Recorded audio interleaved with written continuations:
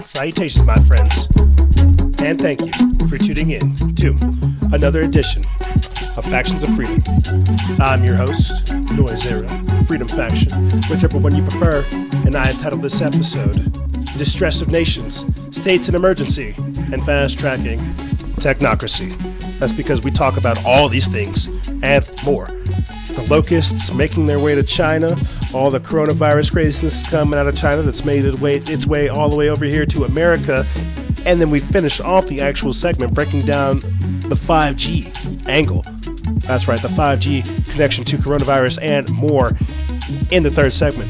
It's going to be a power-packed transmission for you good people. But first, before we start this episode, I want to make sure you guys know that we are currently like 5 or 6 people away from our goal. We have 34 of 40 Patreon exclusive members. Once we hit 40, we will be doing live shows every single Friday. That's right. Group discussions and more. Get access to it. Learn more about it in the description bar below. Patreon.com/Freedom Faction. Support this operation and more. And with that being said, let's start the show.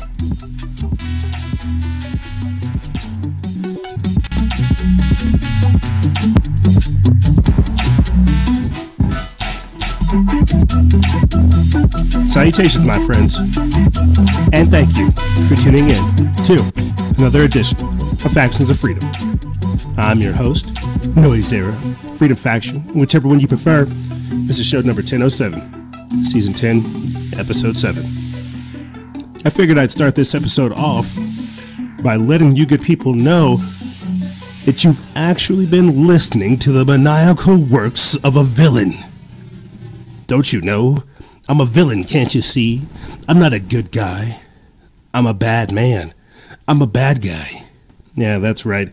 You've been listening to the methodical creation of a wicked, wicked man. That's me.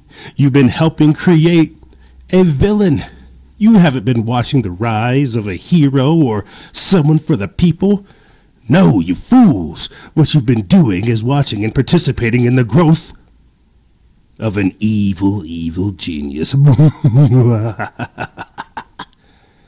I have to say this clearly in jest because some people have a misconception as to what we're doing here. Some people are kind of lost as far as the purpose of this type of work, what we're doing, who we're trying to become, who we're trying to basically summon forth from ourselves and everyone else. No, that's a joke.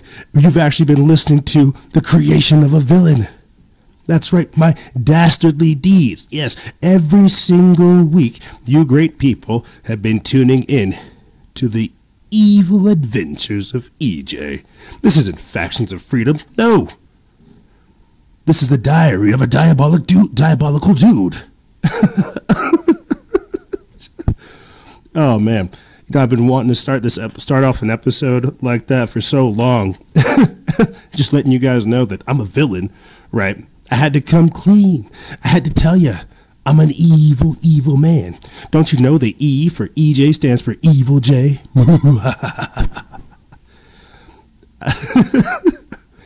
Oh, man. I had to start this episode off like that, add a little bit of levity to the situation. Because people love to think that your boy over here is like a troll, an agent. I work for the feds. I'm just some middle-aged heroin addict in my mother's basement in Utah. People have a crazy misconception as to who we are. Then I figured I'd just, let them know that they were right, that I am evil, that I am addicted to heroin and meth at the same time. That's how we're able to get all this done, don't you know? Thanks, China, for the fentanyl. And I have to laugh at that because these are the paranoid delusions that we are confronted by or confronted with. The projections that are out there, the misconceptions that sometimes need addressing. So yes, you know, I am a Gleek-Glack from the planet Marbulon, and I actually do worship the devil. Duh. I could have sworn it said that in my bio. I'm joking. But I'm adding a little bit of levity to what's actually going on, because we don't feed into the delusions, paranoid delusions and schizophrenic delusions of people that have obvious mental illnesses and mental health issues. No, we really don't feed into that. Yes, we go crazy, but there is a silver lining to our insanity. There is a thread of the truth, right? There is a needle within that haystack, as crazy as it may seem. And while we may not be able to find it right off the bat, we're doing our very best. And yes, you're going to go crazy trying to make sense of insanity, but who wouldn't? I guess that just makes me crazy for trying to be sane in an insane world. You see.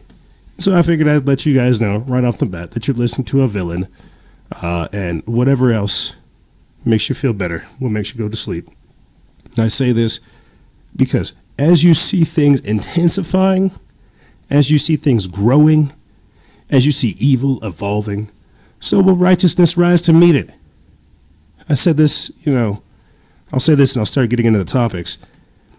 I was replying to somebody this week, and they just said, "Oh, I just want to thank God, and thank you, and thank God for doing His work through you." And if anything, I didn't screenshot it, but I'll just kind of give you guys like a summary of what I said. And it's the truth. I really didn't think that the relationship I thought I had with God, before getting into all this type of work, it was a joke compared to what I have now. The relationship I have with God is much deeper. The relationship I have with myself is much deeper. The relationship I have with my family, my friends, the community, and again, like myself, and I really think that's important too. People don't understand the growth that takes place. You don't really cater and pander to everybody else as much as you do, and when you do, you're doing it from a place of being a better version of yourself. What I'm trying to say is I didn't understand the necessity of God and before doing this type of work, but the more that I find myself getting involved in it, the more that I see the writing on the wall, the signs of the times, the more I pay attention, find discernment, and at the same time study the scripture too. The more I just get aware of stuff, the more that I realize that there truly is a necessity for a relationship with God. And I thank God every day. I really do. Whenever I fail, I thank God. Whenever I succeed, I thank God. Whenever I wake up, I thank God. And so I guess I just kind of had to laugh and start this episode off saying like, oh, I guess I'm a villain because I want people to remove the blinders from their eyes. I guess I'm a villain because I want to save people from the delusion that they're under. I guess I'm a villain because I wanted to create something to try to help people along the way. Shucks, I guess I'm just a villain. And that's the world that we live in today. That's the satanic inversion that we're under. That's why things are so crazy. That's why people send me messages asking how do they, like one of the questions I got today from this week from Instagram Live is, should I seek the truth or should I try to live a normal life? These days, I don't really think that you couldn't seek the truth. The truth is all we have. That's why I tell you, stay vigilant. You can get lost in a delusion. You can get lost in the flood. You can get lost in all this crazy stuff. Or you can do the work and try to refine yourself and understand what's actually happening. And with that being said, let's start the show. So, we are still alive, first and foremost. Coronavirus didn't get us. We are still alive. Knock on wood, thank God. We're still alive, but it seems like we are in the birth pangs of the days of Revelation. I don't want to say the end times and things like this because it sounds apocalyptic, but we are definitely in the birth pangs of craziness. Now, before we get into the coronavirus, we're going to be talking about, political things. The New Mexico sheriffs preparing to sue over the gun flag laws, the thousands of migrants that are attempting to enter Greece, as well as the eco-anxiety ridden children. We've talked about them before. It's a support group basically for people who have eco-anxiety. We're getting into all this stuff, the distress of nations and more in this edition. But first, I just kind of want to start this off by letting everybody know that despite everything that we're doing here, it is important for people to take steps and measures within their own life so they're not caught slipping. Earlier this week, we did an Instagram live, and if you guys really didn't listen to it, you're going to hear nothing but problems and solutions at the same time. The beautiful thing about what we're doing and the network that we've created is we don't sit here and complain about all the problems. We talk about the solutions. But now that we talk about the solutions, we have to ask, okay, if this is what we're able to digest and what we're able to understand, what is it that we're being hidden from? What is the true purpose of everything we're experiencing? You see. I digress. Let's start getting into the news. It'll all make sense once we start putting it together. But first, let's get into the local state where I am right here in New Mexico. We put this up March 3rd. It's by Sean Walton over there at Activist Post. It says New Mexico sheriffs preparing to sue over red flag law. It says Cibola County, New Mexico Sheriff Tony Mace says he and other sheriffs from around the state are meeting with attorneys this week as they get ready to file suit over the state's new red flag gun law, signed last week by Governor Michelle Luann Grisham. During the signing ceremony, Grisham said that the sheriffs who weren't prepared to enforce the new law should resign, but Sheriff Mace and other sheriffs are taking the matter to court instead. Mace said that the sheriffs will be holding meetings with several different attorneys over the next few weeks to discuss litigation strategies before filing suit to block the law from taking effect. Mace believes that the new law infringes on the rights of residents in New Mexico and not just their right to keep and bear arms. He says the law establishes a bizarre, quote, civil search warrant process that violates the Fourth Amendment and the seizure of firearms of those who have not been accused of a crime, much less convicted of one, is also a violation of the Fifth Amendment's taking clause. In addition to the constitutional issues at stake, there's also the pragmatic argument against red flag laws. As Sheriff Mace points out, when someone has been deemed by a court to be a danger to themselves or other, the law gives the individual in question 48 hours to turn over their guns. Seems kind of odd to give a dangerous person 2 entire days to do dangerous things, does it not? And of course, once the firearms are seized, then the dangerous person is left to their own devices. Their knives aren't confiscated, neither are their car keys. It's only the guns that are taken under a red flag law. The dangerous person is left behind without any mental health treatment at all. We got a lot of crazy people out here. Continuing on, it says Mace poignantly describes the current crisis in mental health in New Mexico, where he and deputies have to drive 100 miles in order to get to the nearest inpatient treatment facility. If the facility has no open beds, individuals in crisis are often housed in the county jail instead of an institution where they could actually receive help. That's right. We got crazy people out here. And there's really not like an effective process with dealing with them, really. The sad part is I'll put it to you this way. I went home for Christmas, got one of my cars stuck going up the main hill towards up north, I'll just say. Cop buddy realizes I'm stuck there. We started helping out everybody else on the hill get to their destination. I get in his car. Turns out, it's a buddy I went to high school with. We just get to start chatting. He tells me that he's working in the local area, and some of the people that he sees, mainly homeless or junkies or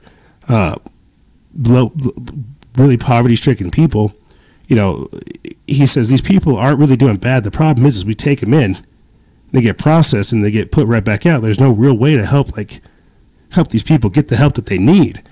And so what I'm trying to say is even law enforcement knows that sometimes these laws just further indenture people, further enslave them to a system that's designed to rob them of their rights. And it's very, very sad, but the crazier part about all of this is we're over here politicking about the very ability to defend yourself. That's what it's supposed to be about, right? That's what it's supposed to be about. But these days, people always invert things. But keep that in mind. Out here in New Mexico, as we've reported on it time and time again, the border crisis, the drug crisis, immigration, all the other crazy crap that goes on here, and they don't want us, where we're tied basically right there to Mexico, to be able to defend ourselves. Well, since we're talking about New Mexico, migration, self-defense, and so much more, let's talk about this right here. Turkey opens up floodgates with 10,000 migrants attempting to enter Greece within 24 hours. Greece closes the border and has deployed their military. We put this up March 2nd. It's by Dean Garrison of Sons of Liberty Media. It says almost 10,000 migrants tried to cross into Greece in just one 24-hour period. They returned back for now. Whether the rest of Europe appreciates it or not, Greece is now seeking to defend themselves against further Muslim migrant invasion.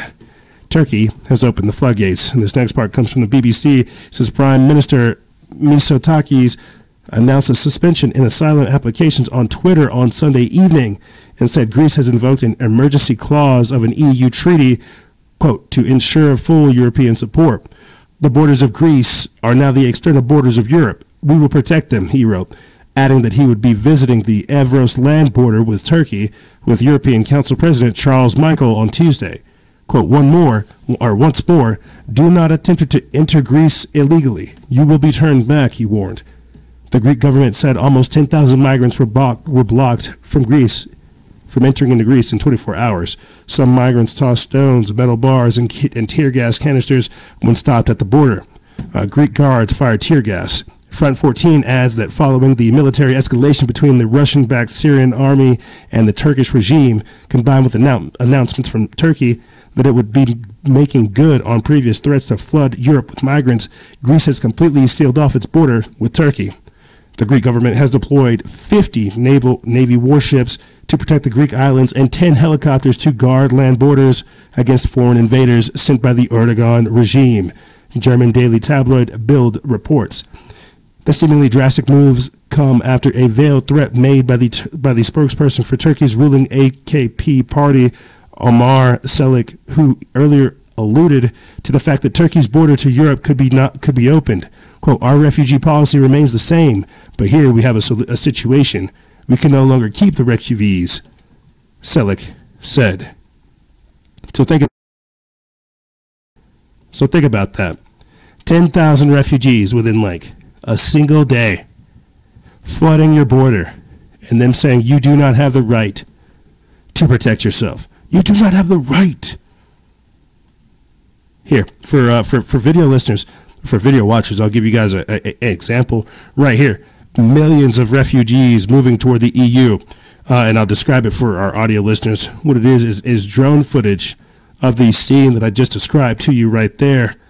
Tens of thousands of refugees literally scattered about. I hate to sound like a crazy person, but it looks like ants, all just escaping a field with tear gas canisters or smoke canisters off in the distance, 3 or so off in the distance. Here, let's take a listen.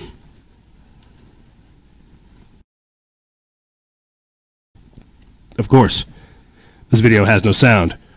I'll read the article. It comes from Zero Ahead. They put this up March 3rd. It says Turkey has upped the ante in both Idlib, where its military is busy attacking Syrian government forces in a state of open war, and its stance towards Europe after late last week, making good on threats to, quote, open the gates for refugees fleeing Syria's war, its war-torn northwest.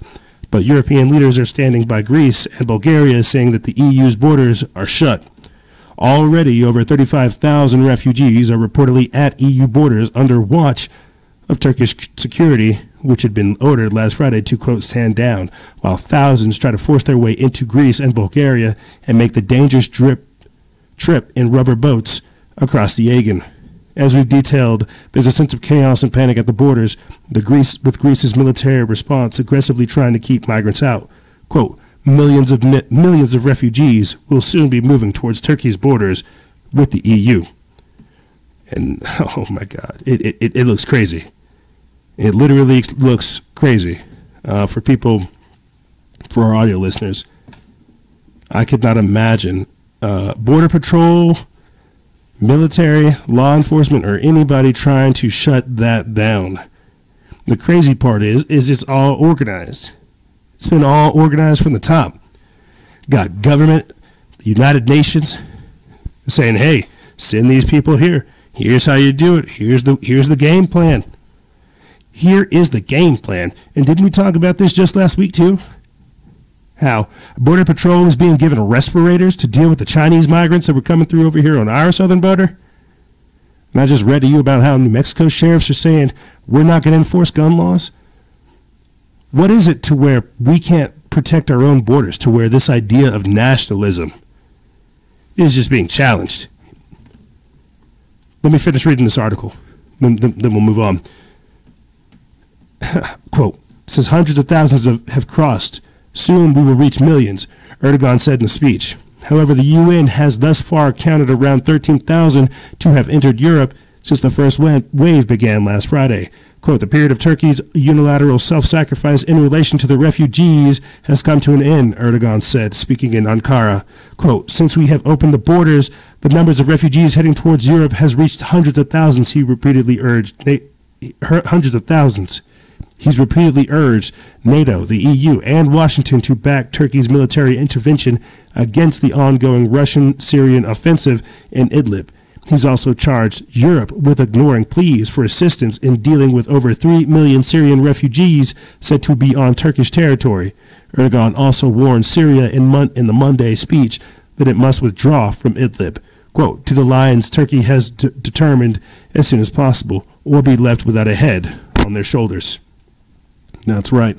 They are literally threatening. We have nations threatening other nations, saying if you do not take these people, we will flood them anyway. This is crazy. We're not able to protect ourselves, but we have other foreign entities dictating to us what we can do. That's crazy. We don't even control our own borders. And I remember too, since we're just kind of being sanitary, and conscious of stuff these days, consumption versus production. We're talking migration. These people have to eat. These people have to stay someplace. I guess because we're talking about locusts, migrants, diseases, climate change, apocalyptic style stuff, what's going to happen to those people? Where are they going to stay? Are they going to be let in? You can't just have you can't have 35,000 people, just the first wave, the initial wave. You can't just have these people staying outside your country. It's going to be bedlam. It's going to be chaos. It just kind of blows my mind. And it's only a matter of time, too, before the spotlight gets shown on the migrant waves that are coming here, the migrant caravans that are coming here. Still, and the cultures they're going to bring, the resources that are going to be consumed, the socioeconomic reformation that will take place, the paradigm shift, the cultural shift, all of these things. This is the distress of nations. This is globalism. This is what happens when things start falling apart, when we have to start picking up the pieces. But just to stay on that thought process again, of kind of like the climate change aspect, right? Let's get into this. Eco-anxiety.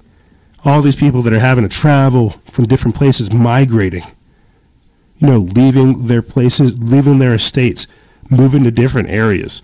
We've talked about this again, too, how climate change will affect migration.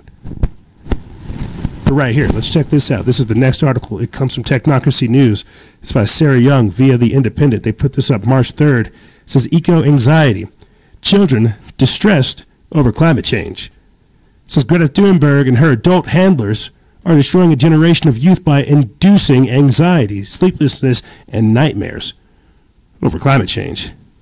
Likely nobody will ever be held accountable for this form of mass child abuse. A growing number of children are being affected by eco-anxiety, concern about ecological disasters, which is what new research suggests.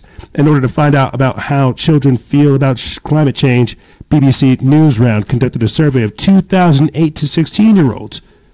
The poll showed the young people are feeling frustrated and anxious about the state of the planet, with 80% saying that the problem of climate change was important to them, and more than a third saying it was very important. Nearly 73% added that they were worried about the state of the planet right now, including 32% who said they were very worried when asked about their futures. Almost 3 in 5, which is 58%, said that they were concerned about the impact that climate change will have on their lives, with many admitting these worries often come out in unusual ways. I just want to say real quick, unusual ways. What we really should address that real quick. Their worries come out in unusual ways, like kidnapping people's animals, liberating farms, blowing up buildings, blowing up research facilities, stopping people from fishing, taking clothes off of people. It manifests in very strange ways. They are not wrong, but that's because people are not really effectively figuring out how to deal with this. You know what? Here, what I'll do for you guys is I'll play this quick video. We'll travel all the way back to September 17, 2019. This comes from The Blaze. It's from The Blaze. It's by Breck Dumas. It says climate activists are flocking to support groups to treat their eco-anxiety. I'll put the link for this in the description bar below. But basically what it is just that. Eco-anxiety. People who feel as though they have this sense of impending doom because of climate change. But here's something I tell you we should worry about, and I'll play it after we play this clip for you guys. Locusts making their way into a corona-infested virus China. That's something we should worry about. Climate change, I get that. But locusts, that's a real-world problem. These things, this is induced anxiety. But I digress. Let me play this for you. If I don't think the future is worth anything, then I'm not going to have children. If I think it is worth something, I will have children. We're already seeing coastal city flooding, we're already seeing forest fires, we're already seeing flash floods, we're seeing tornadoes. When big ecological disasters happen around the world, I feel a sense of anxiety, I feel a sense of sadness, and a sense of loss.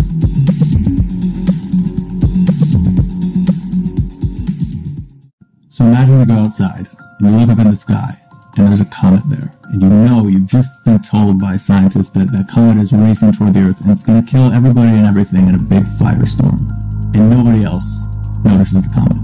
And you say, hey, look, there's a comet and it's going to kill all of us, and people just don't seem to care. Climate change anxiety as a term is a relatively new term, by no way a new phenomenon. It's an anxiety that is about the future, and a trauma that we haven't experienced yet, but that we know is going to come our way.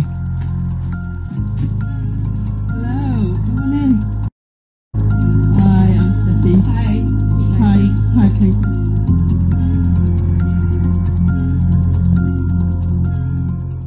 We're facing a very existential fear. This is not a fear about how does my body look, or am I popular enough? This is a fear about our survival.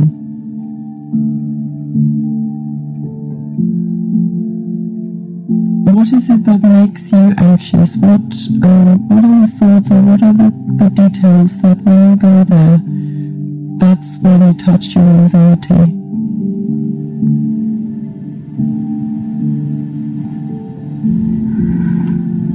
In other parts of the world, they're being more affected by climate change than the cities that we currently live in. That's when I feel like we're not doing enough.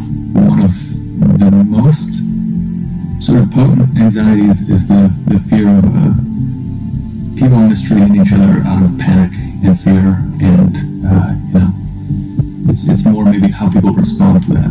I just keep thinking about a small child, probably myself, And I just think about how innocent, God, I'm emotional already.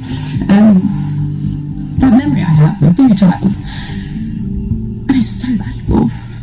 It is. Be who you were needing when you were younger. I'll put the full link to that clip in the description bar below if you guys want to check out more about eco anxiety and how it is a growing phenomenon. I'll definitely put that link in the description bar below if you guys are curious, because it is something that people are really, really getting worked up about. I find it very, very strange. I will not lie to you. Yes, they have legitimate reasons to worry, and this is something that we covered a lot towards the end of last year, because it was a real thing. But at the same time, this is something that I find myself getting more focused on. These problems, they're not going to slow down. That's the sad truth of the matter. It's not going to slow down. The only thing that I can really say in response to it is we have to get prepared. We have to start really, really fixing our mindset to embrace not necessarily like the worst, but you know, you know how it works, or what they say. Hope for the best, pray for the worst. Pray for the worst, hope for the best. However it works, man. But this is the truth about where we're going. This really is the truth about where we're going and the writing that is on the wall. But the reason why I wanted to play that on the heels of talking about the migrants in Turkey making their way into Greece is because this is what's happening right now. This is Agenda 21, Agenda 2030, Agenda 2050. Instead, it will set in the stage for Agenda 2050, destabilizing everything, having all kinds of civil unrest, destabilization, chaos, so that they can come through with the order. I think everybody understands the world that we're in right now is becoming increasingly chaotic. But crying never did anybody any good. Being prepared is the only thing we have. You see, now this is something that really does worry me. This is something that I feel like does require our attention right here. A scourge of biblical proportions. UN leaders sound alarm on East Africa locust crisis and call for global response. This is something that popped up after we got done recording last week's podcast episode on February 28th for the Waking Times. And I wanted to get this on here because this is something that really does worry me. If they're over there eating up crops in Africa, right, destroying that's real climate change, destroying people's ability to create food, engage in barter and trade and so much more.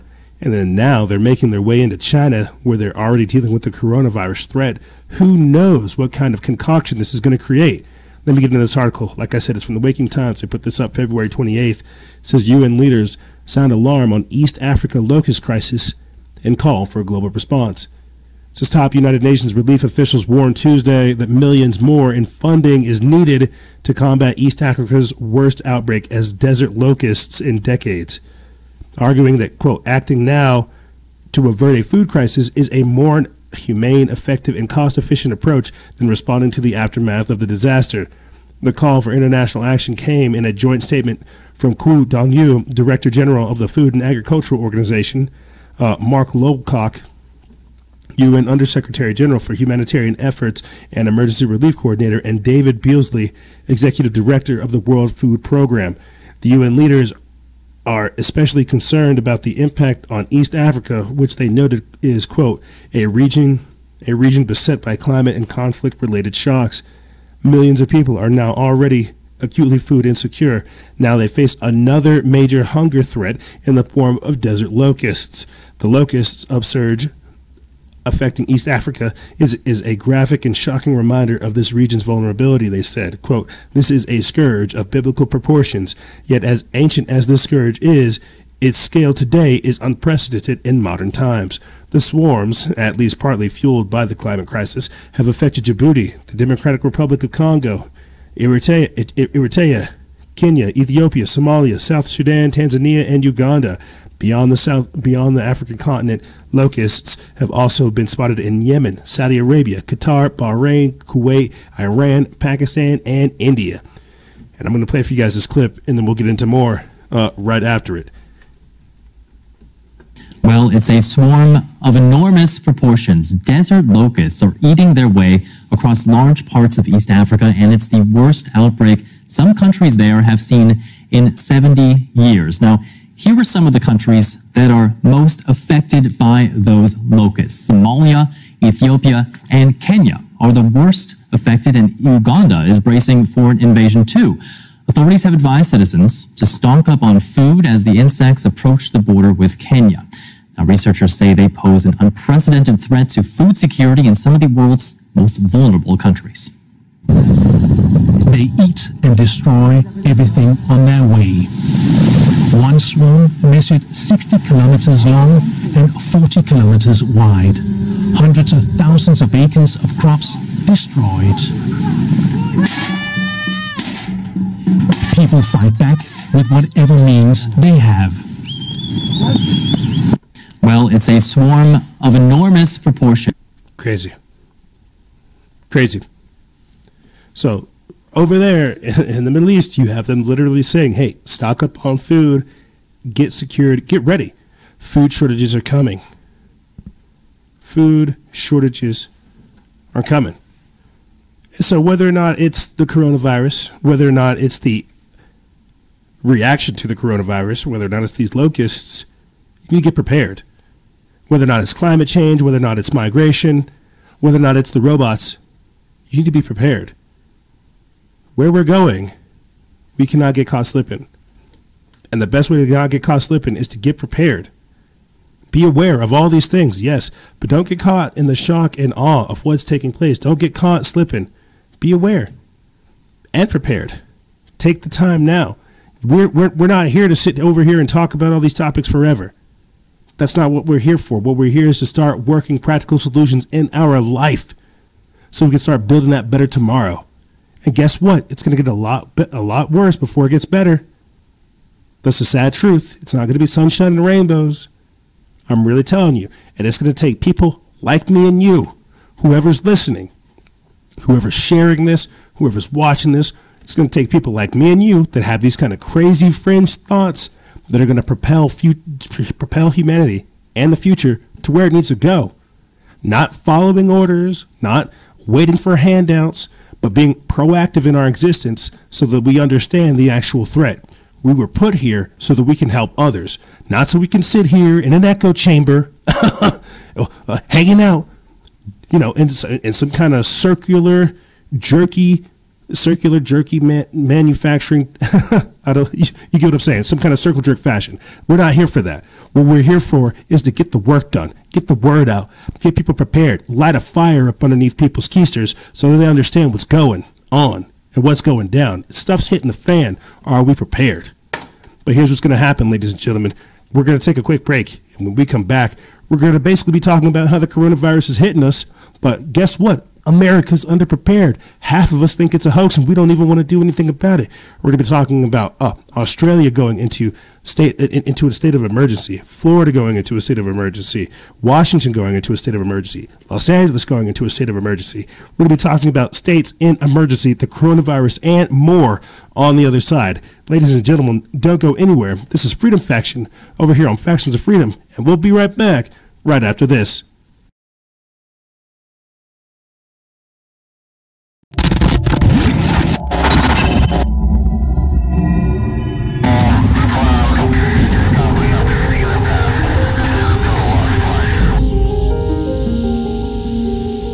There are forces in this world that remind us of how fragile we are. We thought we were safe.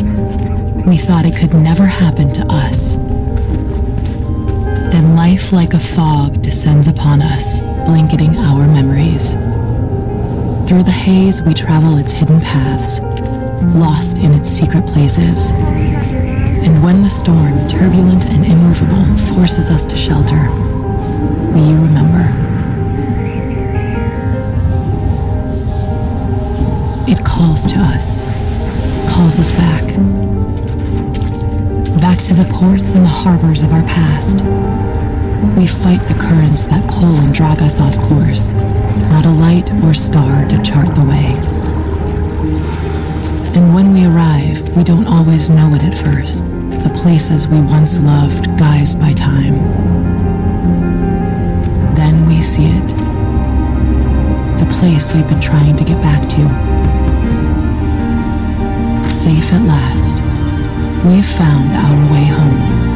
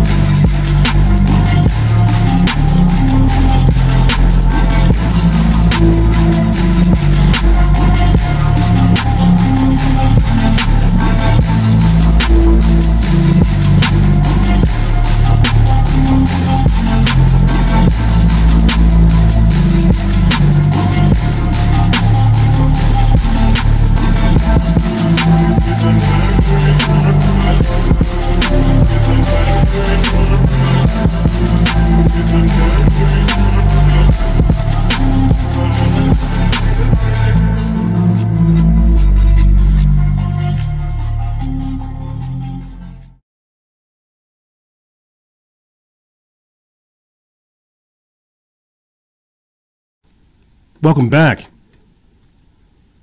Welcome back, and thank you. You know, the world, I'm just a product of the world. I'm a product of my surroundings. I'm a product of God. I'm a product of the world. You know, earlier this week, I got up over there on Instagram Live, and I got frustrated, as I typically do, because we have so many solutions at our disposal that we sometimes let ignorance guide us. This is dangerous. Ignorance and insecurity, which is two double negatives. That's stupid. That's dangerous. Don't let that kind of crap happen. I got up over here and I talk about how woke we are. And I've been talking about this for a while now, how woke we are, but how we just don't do jack squat with it. How woke we are, but how we're really not proactive in living.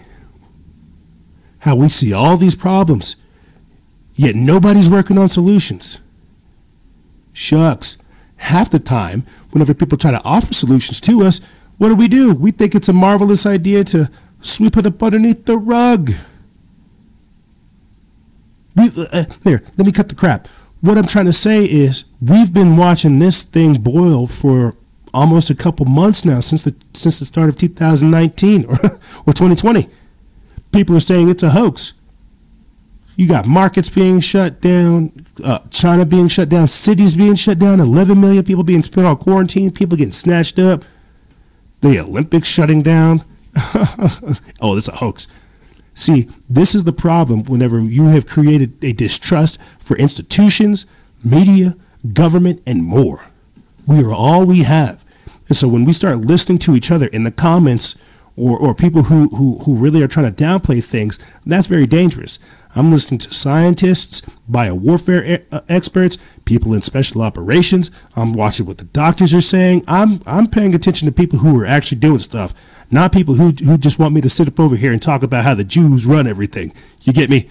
I'm paying attention to people who have real credentials, doing real stuff, who think like us, but are doing more with it. You get me? We're playing catch up. And so when I try to get up over here and compile it for my audience in the way that I do, I realize that I'm working with a specific sector of the population who understands that they're being lied to, but has such a mental rebellious nature to them that it's created such a distrust that it's breeding paranoia, foolishness, and ignorance. And that's a real thing. We're becoming so woke now that we're becoming passive in our approach towards life instead of realizing that we're supposed to be active in these things. I hope that really makes sense. I hope that really, really makes sense. And so when I go through this stuff, until people see or show me otherwise, this is where we're going to have to take the show and take the content. We're aware of the solutions, but at the same time, it shows me how underprepared we are. We still don't have the store put together for people to get the masks, the anti-Wi-Fi EMF shielding clothing, the system detoxes. We have all the solutions, but because we are so unorganized, we are losing. That is the only reason we are losing this fight with the culture war, this spiritual warfare, and so much more. We're just out-organized. I swear. So I definitely did not mean to come in that fired up off the break, but I hope you guys understand that I'm doing the best I can sitting up over here after several years of trying to compile this information on a consistent basis, delivering it to you. We need to stop listening to people who do not have your best interest at heart, who do not want to see you succeed, who cannot even help themselves succeed, who think succeeding is by putting others down. We need to stay away from these type of people, okay? They are not being practical in their approach towards these things, and they're putting people in harm's way. It's not called fear-mongering when you're trying to tell people to get prepared. It's not called fear-mongering when you're saying, look at how this is affecting other countries. Look at what other countries are doing. Why are we not doing this here? I'll say this, and then I'll start getting into the content. I got a message today, this morning, from somebody over there in Europe. They said, hey, man, because they messaged me like back in August. They said, hey, man, super huge fan of your page. Keep up the great work. And they messaged me this morning. They said, hey, man, I'm reading some of the comments underneath your coronavirus posts, and I hope you guys don't think this is a hoax, because out here in the EU, we're taking it very serious. Please be safe. I can't tell you how many foreign messages I have like that, because there are people within the comments. They could be bots, they could be trolls, they could be agents, they could be regular day people who truly think it's a hoax, who are going around trying to scare people, telling them to downplay it. I don't want to do that. I'm taking the precautions of saying this is a situation where you would rather need it instead of not have it, instead of have it and not need it. But yeah, let me say that backwards. I'd rather you have it and not need it instead of need it and not have it. And just taking that simple metaphysical step combined with physical real-world action of getting prepared, of storing food, filtering your water, taking a firearm, getting prepared, going for a hike, understanding that you have to be conscious of your surrounding, doing that both physical combined with metaphysical action, that is so much better for you than just downplaying everything. I cannot stress that enough.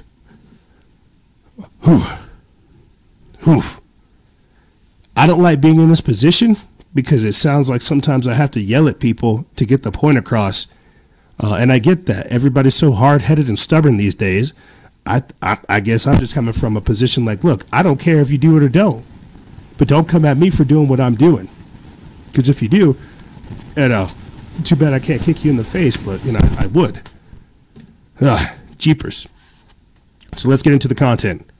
Let's get into what's actually really important. Like I said, so just last week, we went into the break talking about the UN calling for a response to the locusts that are spreading. That took place just last week.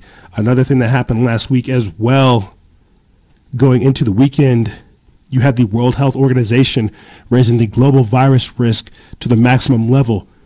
You had UN Secretary General Tedros Ghebreyesus saying, hey, look, this is looking actually pretty serious. It says the World Health Organization on Friday raised its global risk assessment of the new coronavirus to its highest level after the epidemic spread to sub-Saharan Africa and financial markets slumped. Yeah, the Dow went down like 1,000 points last week. Our epidemiologists have been monitoring this development continuously, and we have now increased our assessment of the risk of spread and the risk of impact of COVID-19 to very high at global level. At the global level, it says the virus has proliferated around the globe over the past week, emerging on every continent except Antarctica, prompting many governments and businesses to try to stop people from traveling or gathering in crowded places. It has killed more than 2,800 people and affected over 84,000 worldwide, the vast majority in China, since it emerged apparently from an animal market in the central city of Wuhan in late December.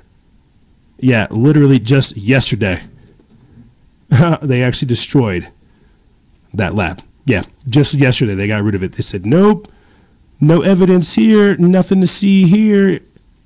I'll go ahead and play that clip for you guys, and then I'll play another clip of Australia's Prime Minister saying, hey, we might have mass vaccinations. But first, here is the Wuhan seafood market, ground zero for the coronavirus outbreak, being demolished. That's right. Got you guys in your white suits, your little hazmat suits, right there at ground zero. Shortly after this video was taken, the Hunan seafood market was destroyed.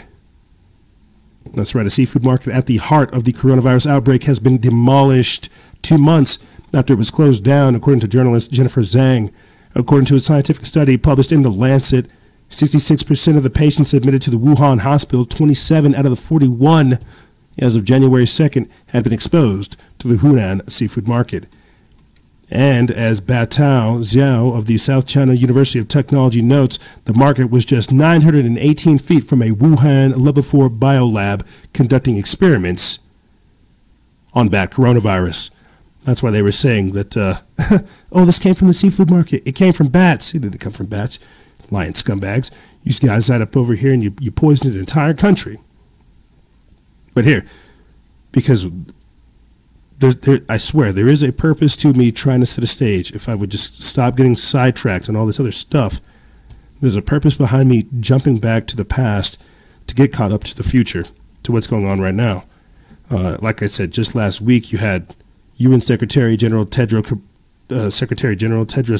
Ghebreyesus declaring the maximum threat level or risk level for coronavirus. And in that very same week, you had Australia saying that it may implement mass vaccinations and stadium quarantine in future scenarios just to pay attention to stuff, just so they can get their hands around this. Again, akin to the draconian measures that we saw China take. Realize that it was the very same Tedros Ghebreyesus, the one that has now raised the threat level of coronavirus. He praised President Xi Jinping for his efforts on containing the coronavirus. And now we have Australia saying that it may do the very same thing. Let's take a listen. That's very bright. Based on the expert medical advice we've received, there is every indication that the world will soon enter a pandemic phase of the coronavirus. And as a result, we've agreed today and initiated the implementation of the coronavirus emergency response plan. So while the WHO is yet to declare the nature of the coronavirus and its move towards a pandemic phase, we believe that the risk of a global pandemic is very much upon us, and as a result, as a government, we need to take the steps necessary to prepare. There is no need for us to be moving towards not having mass gatherings of people. You can still go to the football, you can still go to the cricket, you can still go and play with your friends down the street, you can go off to the concert, and you can go out for a Chinese meal. You can do all of these things because Australia has acted quickly. Australia has got ahead of this at this point in time. But to stay ahead of it, we need to now elevate our response to this next phase. What this does is it now moves to a full preparation phase for all of the supply chains, the medicines. We're working on the national inventories, the national medical stockpile. At this stage, whilst we're actually in containment, we're also in another role, and that is preparation for the possibility of a much more significant event. Thank you very much. Interesting. That's very broad. Interesting. I guess I just wonder, what's stopping Trump from stepping out and saying, "Hey, you guys should just be prepared." Like I said, the response that he did give us, it was lackluster at best. Really did not inspire confidence. And so, if anything, to me, that's telling in and of itself, because that lets me know that this may actually be something that will blow up. And so that was last week. This week, we started off hearing that Florida has declared an emergency after 2 coronavirus cases have been confirmed. Governor DeSantis has declared a statewide public health emergency because of the coronavirus. And he'll be in Tampa and South Florida today to address those growing concerns. WPTV News Channel 5's Hani Rodriguez is live at the Florida Department of Health in West Palm Beach. And Hani, you say state leaders are trying to be proactive, right? That's exactly right, Ashley. Governor DeSantis says he's working with federal partners as well as health professionals really at every level, including right here, the Palm Beach Health Department, Palm Beach County Health Department, rather, just to make sure that they can handle any challenges that, of course, deal with the coronavirus. Now, he also said that Florida is well equipped to address future cases of the coronavirus. Governor DeSantis is also working with Surgeon General Dr. Scott Rivkees to continue discussing their response plan. Now, when he met with Vice President Mike Pence on Friday right here in West Palm, he also requested local testing kits and additional medical supplies for those that may be held in. Yeah, additional test kits, because the CDC actually sent out faulty test kits. Yeah, we still don't know the confirmed cases. And so while they're getting prepared for this initial first wave, just like Greece is getting ready for the second wave of migrants, just like Florida is getting ready for this initial wave, trying to figure out what's going on with them, they said they're prepared for more cases that are coming. Just this week, Mike Pence met with 3M, the people who are designing these masks, saying, hey, we're going to need you to produce a couple 100,000 of these every month or so, meaning that the numbers that we're being told right now are chump change compared to what's coming down the line. Let me play for you real quick another incident that happened in Florida this week that confirms to me that even more cases, even more things might be going down that we may or may not hear about. Right here, Florida National Guard, Chemical, Biological, Radiological, and Nuclear Defense Response Team was spotted in Tallahassee. This is put up by the IntelliHub. It's by Shepard and Bellis. They put this up March 3rd. It says what appears to be a Florida National Guard, Chemical, Biological, Radiological, and Nuclear Defense Response Team was spotted on Monday rolling hard through the city in a brisk convoy. Dozens of military and police vehicles were captured on video as they moved onward toward their destination, which remains unknown at the time. And for audio listeners, I'll just describe it for you. This is the reason why we put up the video just last week of military equipment being moved in California. But you have medical vehicles, you have Hummers, you have trucks with cabs, you have trucks with U-Hauls with trailers on top of them, trucks that look like they have full-blown mobile bases, more Hummers, and police escorting them, and then another Hummer carrying a generator. This is nuts. So right now, as of reading this to you guys right now, it has 21,103 views. This is nuts. This is the reason why we have shows, or why we have pages like ours, so we can point this type of stuff out. And so let's just real quick take a detour to get caught up on the current number of cases of the coronavirus, the tracker that we've been using. As we went out as of February 28th, last Friday, we had 60 confirmed U.S. cases. 60 confirmed U.S. cases. You had 83,000 total confirmed cases, 2,800 confirmed deaths, 36,000 recovered. Now, as of today, we have 206 cases. That number has doubled, almost tripled, or almost quadrupled. 60 cases to where we are at now at 206.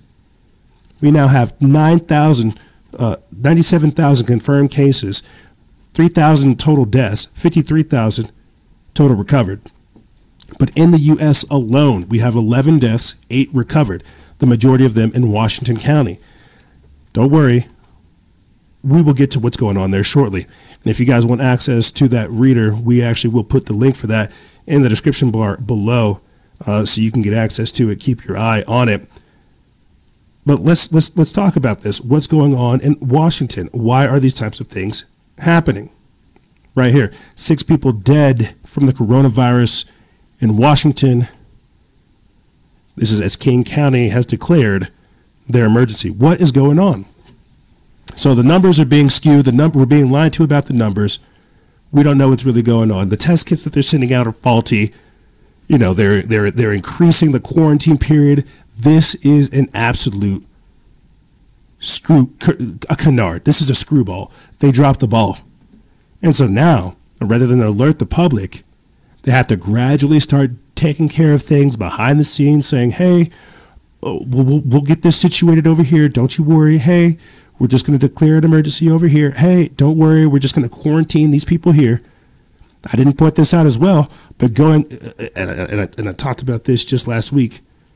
More than 8,000 people were underneath monitoring because they had the potential of having coronavirus in California. And then over 200 were being monitored in New York. So you tell me, of the 200 confirmed cases that we have, how much larger is that number going to be? How much bigger is this epidemic than we're being told? So here, let me play for you guys this quick clip, and then we'll get into the article. It comes from the Epoch Times. It's by Jack Phillips. They put this up March 2nd. It says 6 people dead from coronavirus in Washington State. King County declares emergency.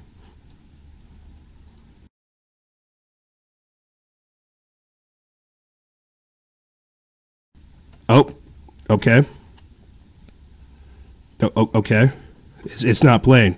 We are going to restart that because it's important. We're going to restart that and get that up for you guys. King County has declared an emergency after 6 people are dead from the coronavirus in Washington State. A second coronavirus death and more local cases. Some schools closed, buses getting cleaned, as thousands of people stock up for a possible quarantine. You can't even find hand wipes anymore. Yeah. They're not in the stores. Yeah, it's a mess. It was chaos. And now, the very people who protect us face possible exposure. As we test more, we'll likely find more cases. Cairo 7 goes in-depth, separating the fact from fiction in this coronavirus emergency. And we start with breaking news. In the last 40 minutes, public health officials confirmed a second person died from the coronavirus in King County. Washington in a state of emergency as the virus spreads. Right now, there are a total of 10 confirmed cases in King County, including the 2 people who died, 3 cases now in Snohomish County. We have team coverage of the coronavirus emergency. The second coronavirus death. Yep. Some people are actually saying that the coronavirus in its current mutation has been here in America for roughly 4 months or so. Yeah. That it's actually been here a lot longer, and that's a reason why they're also not trying to upplay it, because it's been here a lot longer and it should have caused a lot more damage, but it hasn't. We're not really sure. Just to stay on the tip of talking about Washington so people are informed, it says right here, 27 Washington state firefighters are under quarantine for potential coronavirus exposure. It goes on to say that Washington state is buying a motel to isolate the coronavirus patients. So unlike China, where they built that hospital in 8 days to handle the overload of people that were there, we are just buying hotels to monitor people and converting them. Yeah, That's what I mean by how crazy this epidemic is. You know, and again, another thing we have to keep in mind is that it is the flu season. You may hear it in my voice. I'm a little raspy. Does this mean that I have coronavirus? How do we know if these are crappy test kits and faulty test kits? It shows the same symptoms. And what's even worse is if you get over this, you get over the cold, or you get over the coronavirus, you have the ability to again to where it's even more lethal. So this is a chimera of a beast of a disease. This is a monster. This is something we all don't know. So I feel like by downplaying it and saying it's a hoax, that's very dangerous. What's even worse is not taking proactive steps in your own life to change your lifestyle, change certain behaviors, don't go out so as much, be a little bit more sanitary, pick up some better hygiene tips. By downplaying it as a hoax, you're actually harming not only yourself but others in the process. So getting back into the news so we can still stay on topic here, right here, Los Angeles officials declare emergency, confirm that there is a new coronavirus case. And just before I play this video for you guys, realize that when we went into the weekend, there was a confirmed mysterious new case that took place in California where it came from like an unknown person. It came from like an unknown vector.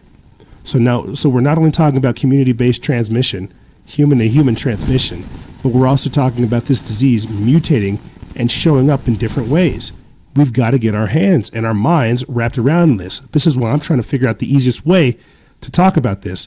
But I digress. Let me play for you guys this clip. We won't play the entirety of it, but we'll play a little bit of it. Let's get into this. Breaking news tonight of a different sort. A new case of coronavirus confirmed in Southern California. CBS News' Jeff Vaughn live in the newsroom with the latest developments on that. Jeff. Yeah, Kaiser in West LA is overseeing care of the patient who is at home in self-isolation right now. A few details are being released at this time, but they did give us this statement tonight, which reads in part, "We are in touch with that person and monitoring the patient. We're also focused on delivering excellent care while ensuring the protection of our members, physicians, and staff." We asked you all here this morning for a very important announcement about Los Angeles County's response to the novel coronavirus, the proclamation of a local emergency, and the Department of Public Health's declaration of a local health emergency. Since we scheduled this announcement, our Department of Public Health has determined that there are additional new cases in Los Angeles County, which our Director of Public Health will detail in a moment. First, I want to inform the public that as the chair of the Los Angeles County Board of Supervisors, I have just signed a proclamation declaring the existence of a local emergency. I want to reiterate that this is not a response rooted in panic. We've been preparing with our local, state, and federal partners for the likelihood of this scenario. This declaration of a local emergency will facilitate our efforts to coordinate with all our partners and jointly implement effective strategies to protect our residents. It is one of those days that we knew perhaps this was coming, but LA County's prepared. And I really do want to give a shout out to our Department of Public Health, our director and her staff, as well as our partnership with the City of Los Angeles, as well as our partners at the federal level of government. This isn't something totally new to us, but I would say to you that we have been working, our staff behind the scenes, to understand and be prepared for what is to come. And it's not with a light heart, it's really more of a steady and, how can I say, a forward thinking of how we can better prepare our 10 million residents. In the last 48 hours alone, the LA County Department of Public Health has confirmed 6 new cases of the novel coronavirus in our community. To ensure that the county is further prepared, these 2 declarations of emergency will allow us to further draw down resources from both the federal and state levels of government. We need every tool at our disposal to make sure we're ready to support any coronavirus patients who are diagnosed and to prevent any further spread. There's been too much misinformation spreading around, and as we expected, it's cultivating fears and is leading to racial profiling. We must also ensure we take preventive measures to help prevent the spread of the virus. So I'm gonna go ahead and just cut it off there. Racial profiling of Chinese people because they may or may not have the coronavirus. Yeah, okay. Well, you get what's going on. People are freaked out. That's the only reason something like this would happen, is because people are freaked out. I'll put the link for that in the description bar below in case you guys are curious, because there is more that is said with the actual Los Angeles County leaders. But I think people should really know that this is something that they should prepare for. Pure, plain, and simple. One of the things I'm worried about with California in and of itself, Los Angeles, I'm not sure if that's it specifically, but the homelessness crisis, the feces, the drugs, all that stuff. The homeless would be the perfect vector points or the perfect incubators for this stuff to get for it to get worse. So it really is an epidemic when you start breaking it down. We've talked about people violating self-quarantine, people violating the quarantine orders. Like, really think about how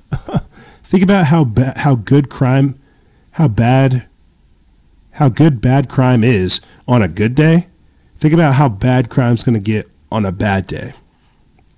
Think about how it's going to be when people can't get food, when they can't get McDonald's, when they can't get Wendy's, when they can't get Chick-fil-A, when they can't get Percocets, when they can't get coffee, when they can't get this stuff because they got to be in quarantine. They're going to say, screw quarantine. Think about the civil unrest that's like just around the corner. Schools getting closed. Think about the economic disruption that is just gradually building in the background that we're really not being told to worry about, that we're not being told to talk about, that we're being told to ignore. We're being told, oh, don't worry about this. You're just a crazy conspiracy theorist. Don't talk about it at all. Don't worry about it. Well, let me tell you something that does worry me. Right here.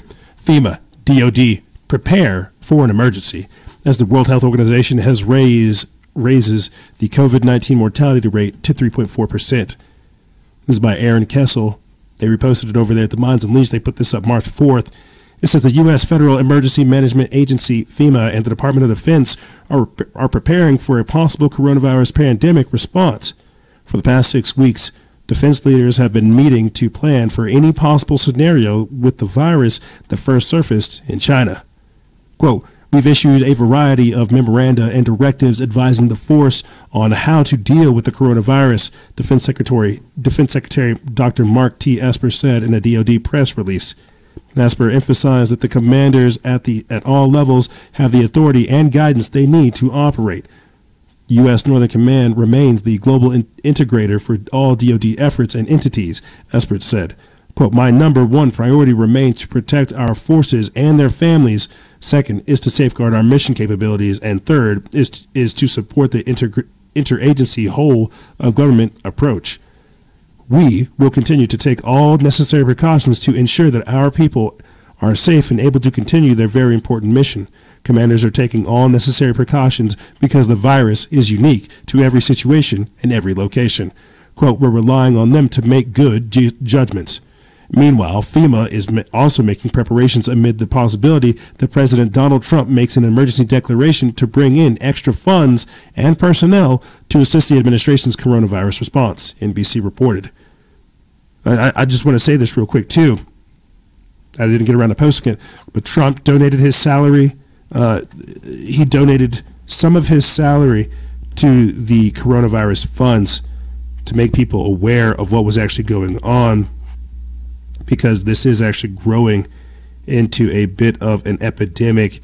And I think the World Bank, yeah, that's right, the World Bank is providing $12 billion in immediate support for countries coping with the health and economic impacts of the COVID-19 outbreak. You also have the feds slashing rates because of the coronavirus outbreak. So again, these are all anecdotal, peripheral things that are taking place that allude to me that the coronavirus is actually real. So whether or not it's an outbreak of deadly proportions, end of the world type of stuff, whether or not that's real, that can be up for debate. What I'm trying to talk about, again, is the socioeconomic and the socio-political ramifications and implications of this. how this is affecting everything, you see. And we'll get into Donald Trump's Surgeon General saying stop buying masks. We'll get into that. We'll get into all the other crazy things that are happening, but I just think people need to pay attention to the writing on the wall and the signs of the time. But let me get back into this article. It says, according to NBC, documents show that the agency is actively planning to provide disaster relief funding to state and local governments as well as federal assistance. Quote, to me, this is another indication that the president and the White House are finally aware of the gravity of the situation, said Michael Cohen, who was FEMA chief of staff during the Obama administration. Quote, they need to consider all tools available to them and have contingencies for action. The World Health Organization has also recently upgraded the death rate of the virus, stating it is now 3.4%, an increase from the previous 2%. I also want to say this too, because we're talking about quarantine, self-quarantine, isolation, medical martial law, FEMA camps, all this other crazy stuff. I'll put the link for this in the description bar on the later. They can come snatch you up, and that's what I tried to talk about earlier this week on Instagram Live. They can come snatch you up. Either you report yourself or someone reports you. They can come snatch you up. There's an article on our page, a post where it talks about what can government do when trying to force people into quarantine. We saw China kidnapping people and putting bars over their doors to make sure they don't leave. But what happens when that comes here? If you guys have questions, it's like a 10-slide thing. I'll put the link for it in the description bar below so you can check it out. But they can come detain you. This is why they have to start the states of emergency, what they have to put us into, like a state of emergency, to override your rights. That's why martial law is just that as well. Once that happens, you have no more rights. You have to follow orders or get shot. That's the only choice you have, you see. But here, let me get into this article and I'll finish up. It says, globally, quote, globally, about 3.4 of the reported COVID-19 cases have died, WHO Director General Tedros Ghebreyesus said during a press briefing at the agency's headquarters in Geneva. In comparison, seasonal flu generally kills as fewer than 1% of those infected, he said. The Mind Unleashed sifted through over 100 articles to bring you all 6 breaking news headlines that you need to know about the current outbreak. You guys can figure that out there. They also came up with a survival guide, if you're curious. But the reason we're talking about all of this, the breakdown of civilization, the death rate, the infection rate, how crazy things are, is because people really need to know. There are reports coming from some people in the Pentagon saying that approximately 3 million people could die from this. And that's because, again, we're underprepared, we're overwhelmed, and we don't know. Just before coming onto the air, we're finally talking about how the global shortages of drugs, how that is even more dangerous, and how we are drug dependent upon China. This is crazy. But here, let me get back into the news so we can finish breaking down what happened this week. I think this is something that sent shockwaves throughout the community. A New York City ER doctor, Dr. Matt McCarthy, a ER doctor says, I have to plead for tests. I have to plead for tests. He's saying it right now. There's going to be thousands of U.S. cases by next week. Thousands. He already knows. Because what the process that we have right now, it cannot diagnose it. The symptoms don't show up early enough. We don't know how many people have the cases. The numbers that we have now, we're being lied to. It's crazy. So we're finally starting to wrap our heads around the concept of the coronavirus being here in America. And guess what? We're underprepared. Discovered in 1927, became commercially available in 1944. We had a long and successful history of diagnostics and therapeutics. And we're better and better. Now we can sequence this thing instantaneously, almost. We can do it in an automated way. Why shouldn't we be hopeful that we can come up with a therapeutic quickly? Let me tell you the problem right now. Before I came here this morning, I was in the emergency room seeing patients. I still do not have a rapid diagnostic test available to me. Well, that's easy to do, is it not? Is it hard to manufacture? It is easy to do for some countries. What happened in the United States is that the CDC created a test, sent a test out to 50 states, and then said, "Oh, hold up, don't use it. Let us fix it." How quickly it's can now we get March. on track now, man? We hear that it's coming very soon, but I'm here to tell you right now, at one of the busiest hospitals in the country, I don't have it at my fingertips. I still have to call the Department of Health. I still have to make my case, plead to test people. This is not good. We know that there are 88 cases in the United States that were discovered in 1927. Not good. 2 days ago, he said there were 88 cases. We are currently at 206 right now as I talk to you. Think about how fast this is growing. He's like, I don't have the tests. I got to call them up and plead my case and say, please, dear God, send me these tests. Oh, my God. He's like, I was in the ER room before coming up over here to come talk with you crazy people about how I don't have the tests. Let me get into this. We put this up March 2nd. It's from Zero Hedge. It's by Tyler Durden. It says Dr. Matt McCarthy, an infectious disease physician at a New York emergency room and author of the best-selling book, quote, Superbugs, unleashed a storm of man-on-the-ground doom speak about the COVID-19 virus spread across the U.S. this morning on CNBC. Quote, before I came here this morning, I was in the emergency room seeing patients, he said on CNBC's Squawk Box. Quote, I still do not have a rapid diagnostic test available to me.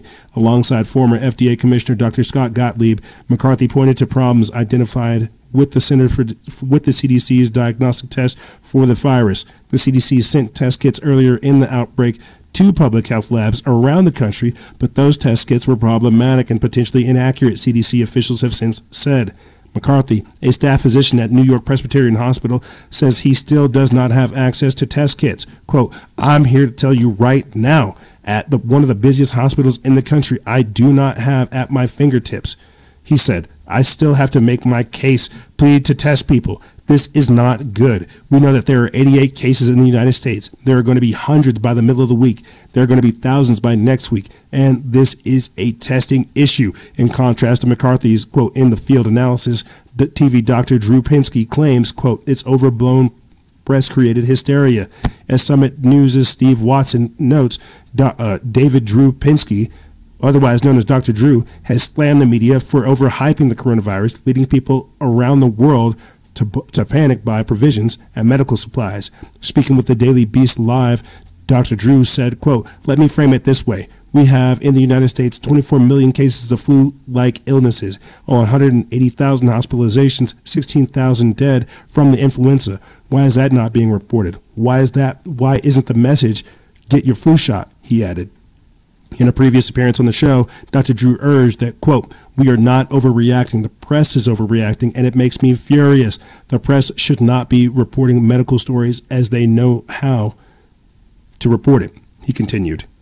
I'm just going to go ahead and say this is that the coronavirus is not the flu. The coronavirus is not the flu. We know the history of the flu. They have been trying to tackle the flu forever. This is man-made. This is brand new. We don't have a history of this. We are the history. This is an evolving case. We don't know what's going on with this. So acting like we do is very dangerous and stupid. We don't know. This doesn't have like a history. That's why Bill Gates is saying this might be the 100-year plague that hits us every so often. That's dangerous. So let me get this straight, because I'm going to play for you guys a real quick clip after this. It's a Donald Trump saying that we're going to get those vaccines together for you guys. I'll play that for you right after this. So let me get this straight. We aren't even able to properly diagnose this, and we're rushing to get vaccines. That, to me, is very dangerous. We're talking about I Am Legend here. For people who don't know what that is, it's a movie with Will Smith in it, where basically it picks up after there's been a massive die-off of life because they found like a cancer vaccine and they injected too many people with it and it mutated and killed people. That's what we're talking about right here. These people creating a coronavirus vaccine within essentially within a couple weeks, you could say a couple months, a couple weeks, then they think they already have a vaccine. That's very dangerous. You can't rush these things because we don't know this thing. I talked about that last week, how we're in like the second or third mutation of this virus. And people are already trying to treat it. That's very dangerous. But here, let me get into some of this news right here. It says, we put this up March 2nd. It's from the Epoch Times. It's by Zachary Streiber. It says Trump asks pharmaceutical companies to accelerate the coronavirus vaccine development. It says President Trump on Monday asked pharmaceutical companies to accelerate development of vaccines for the new coronavirus.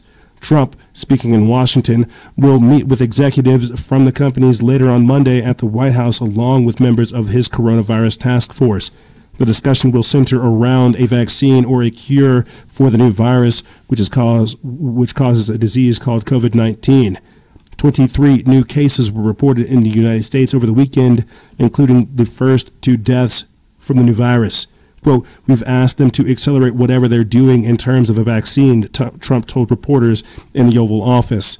The meeting was pre-scheduled and originally intended to be about drug prices, the president said. His administration, he said, had brought drug prices down for the first time in 51 years.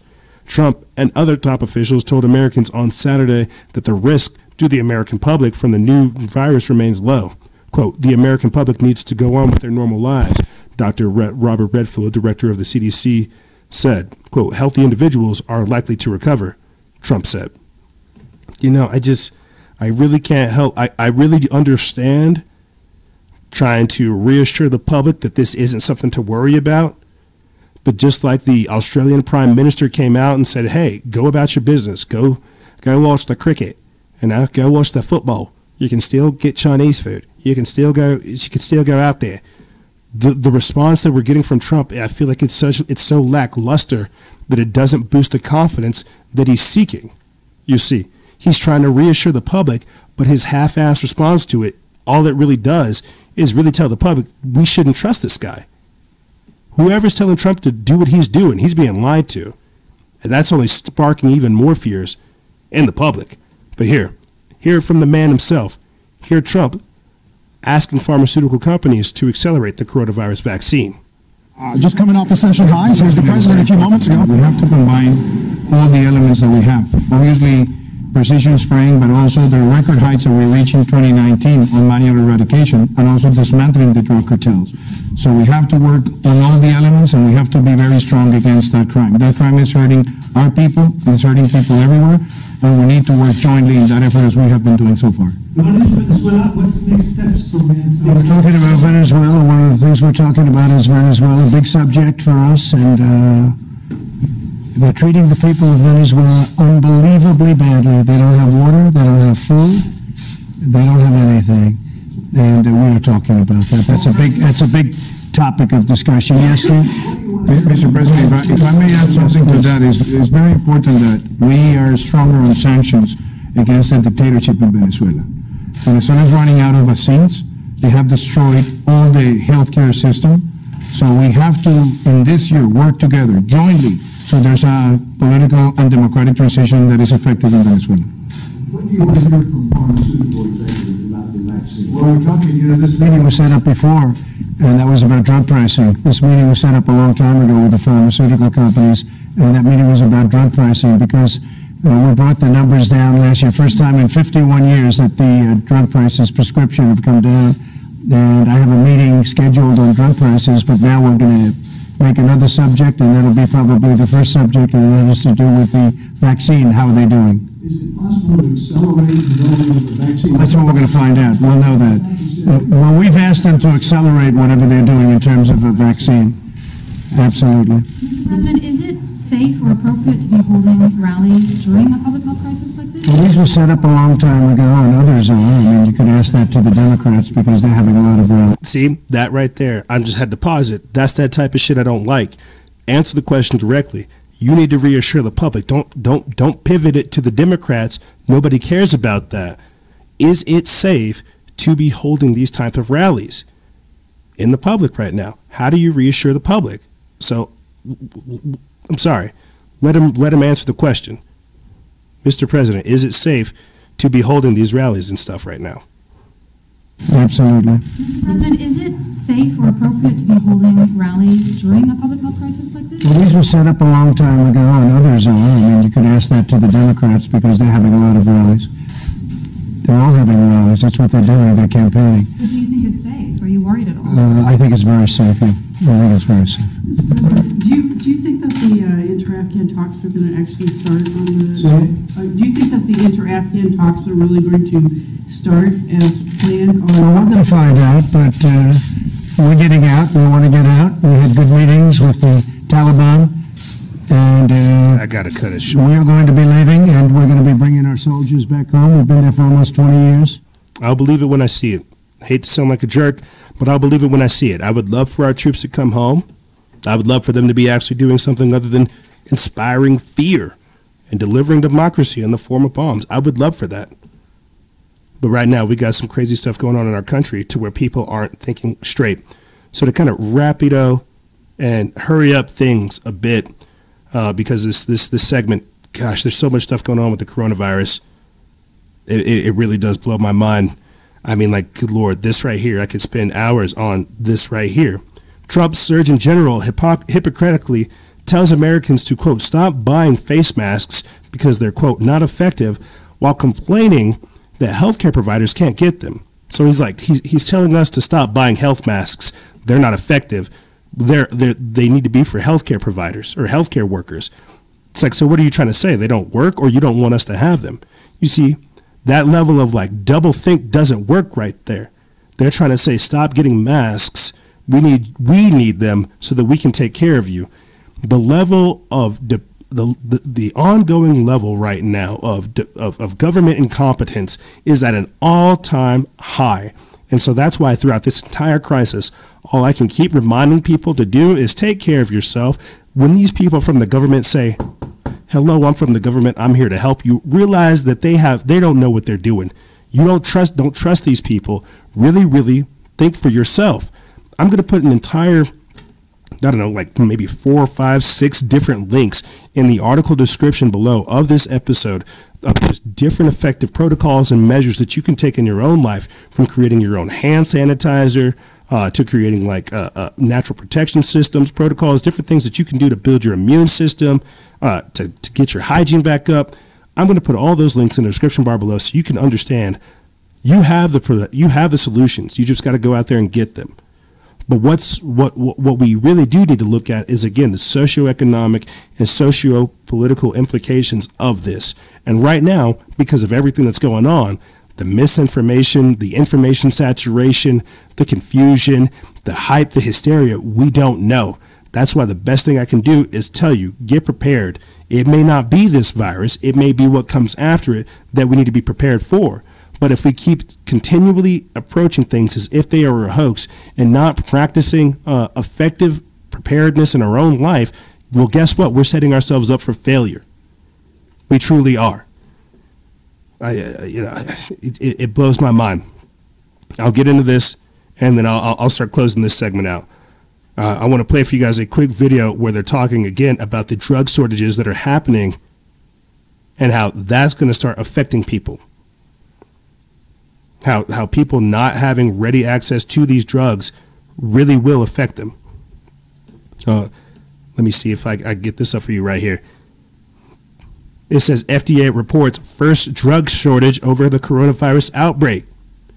We will do everything possible. On prescription drugs, in part, that are made in China, be concerned? Consumers should not be concerned about the safety of the drugs that are in their medicine cabinet, or they're getting, from doctors and hospitals, or the effectiveness of the drugs. No, I'm not talking about that. I'm talking about shortages. I'm talking about the inability of them to actually manufacture the drugs so that you can buy them. I think that if the situation goes on for many, many months, I think the shortage issue is a very real one. That it could affect lots of different drugs. I do. How can you give us some sense as to how significant it is, or how much we should rely on China for either different parts of the components of drugs and or the entire manufacturing of them? Sure. Basically, drugs are made of active pharmaceutical ingredients and what are called excipients. Active pharmaceutical ingredients are the parts of the drugs that to put it simply, cure the diseases. China is a leading supplier of active pharmaceutical ingredients for a lot of drugs in the United States. They also make what are called finished dosage form, or the final drug itself for different types of drugs.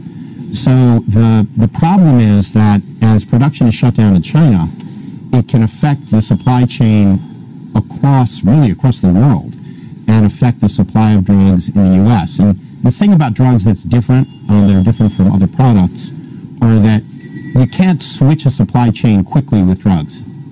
Drugs are highly regulated. Just so as an example, if you're getting your active pharmaceutical ingredients from China, it's hard to just snap your fingers and get them from another country, because the place that makes the active pharmaceutical ingredients has to be a place that FDA believes can do it effectively and in a way that promotes drug safety. It's a more difficult situation. Another issue to keep in mind as this goes along longer, drugs that are imported into the U.S. basically come from a few places. They come from China, they come from India, and they come from Western Europe, and a little bit from Japan and Australia, and some from Canada as well. If this situation and the virus spreads in a large way to India and Western Europe, in addition to China, then the risk of shortages just magnifies significantly. How much inventory do these drug makers hold before we actually get to start talking about things like shortages? It varies a lot by drug, so it's hard to give a general answer. Not a lot. It's very rare that you're going to find these people having extra drugs stored away, because they have to have some basically to operate, some to sell, and then very little that they're actually going to keep over. If you guys want to get access or finish watching that full clip, I'll put the link for that in the description bar below. But you're gradually getting the point. China, the people who manufacture our drugs, may not be able to even send us the drugs to take care of ourselves. That's a very real thing that you don't hear a lot of people talking about. And check this out. We put this up just before coming onto the air. It's from Zero Hedge. They put this up March 5th. It says China hints at blackmail over pharmaceutical exports would, quote, plunge U.S. into a mighty sea of coronavirus. Since China's CCP media mouthpiece Xinhua News has published a new article titled, quote, Be Bold. The world owes China a thank you. In it, the author suggests that the coronavirus outbreak is much worse in the United States than authorities are letting on, while noting that President Trump praised China's measures to control the outbreak during a recent press conference. Xinhua also points out that the U.S. stock market, quote, has plummeted continuously with a drop of more than 12% in just 1 week. The article then suggests that the travel ban imposed on China, including the restriction of people who have visited China, was, quote, unkind and has had great economic impact on the country. U.S. government officials such as Secretary of Commerce Rose, U.S. Secretary of State Pompeo, and U.S. White House Economic Advisor Navarro have publicly gloated over China's new crown pneumonia epidemic, saying that the outbreak of the new crown pneumonia epidemic in China is good for the United States and will help companies return to the United States. It has also called on companies around the world to consider the risk of China's supply chain. Even the infamous Wall Street Journal published an infamous article, quote, China is real patient in Asia. And the New York Times in the United States also published a document condemning the closure of Wuhan in China as a violation of human rights. The American culture of falling rocks is really shameless. Today, Feng Shui is taking turns, and the United States has become a victim of the new pneumonia epidemic. At this time, China has fallen into rocks and not condemned the United States. At this time, the United States should recognize its mistakes, apologize to China for your actions. This was something that came out of China. It was translated. It came from that news line from Xinhua News. It says the punchline: if China retaliates against the United States at this time, including a travel ban or a strategic restriction over medical exports, America would, quote, be plunged into a mighty sea of coronavirus. These people are literally trying to hold the country hostage.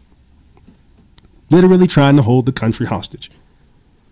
Saying, oh my God, my God. You know, there's so many different angles with this, guys, that I'm just going to go ahead and have to shut it down.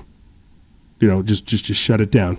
I wanted to talk to you about, again, those solutions that I had for you.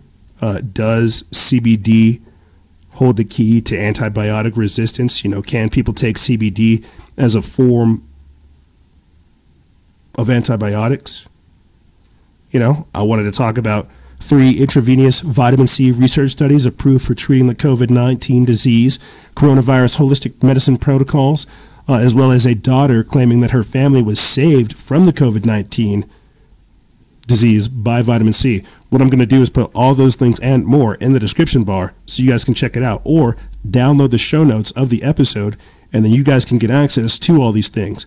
But what I'm going to for sure do is put at least 3 to 4, possibly 5 different links to posts and or studies that offer different cures, because this is something that you can recover from.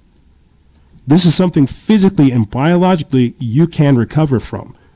But as I'm trying to get you guys to understand, socio and economically, will we recover from this? There are even theories that are saying this is a digitized DNA-based virus, that we are being targeted through 5G and more. We're still trying to wrap our head around this, but all I can do right now is provide you guys with the solutions we have.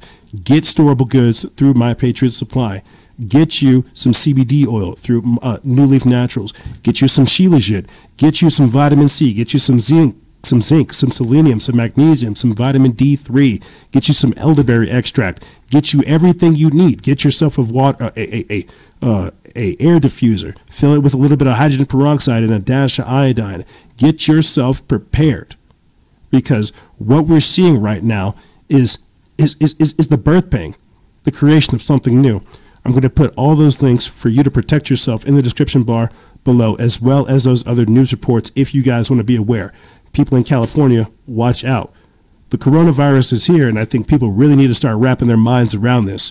So let's go ahead and get this up for you guys so we can talk about it right now. As we speak, there are currently 206 confirmed coronavirus cases in America. As I said before, that number has almost quadrupled since, it's tripled, it's almost quadrupled since Friday. Where will we be by next week? Ladies and gentlemen, all I can really tell you is be prepared and get ready. But here's what's going to happen, ladies and gentlemen.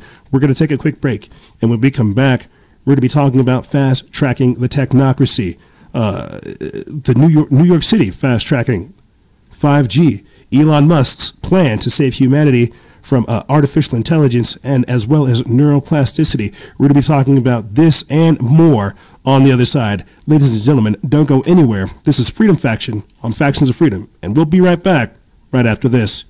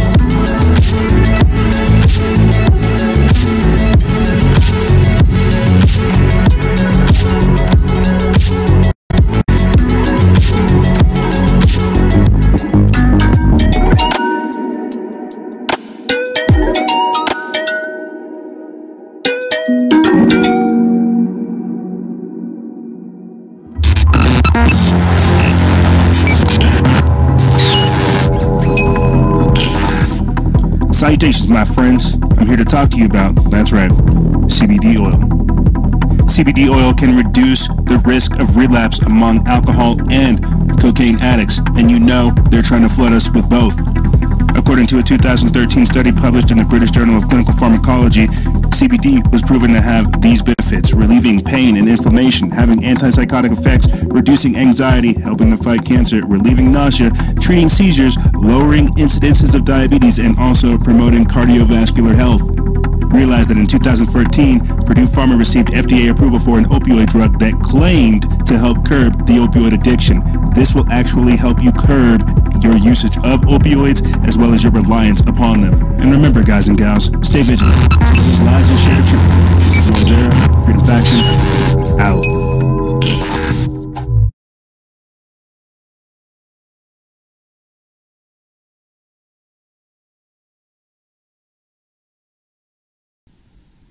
And we're back.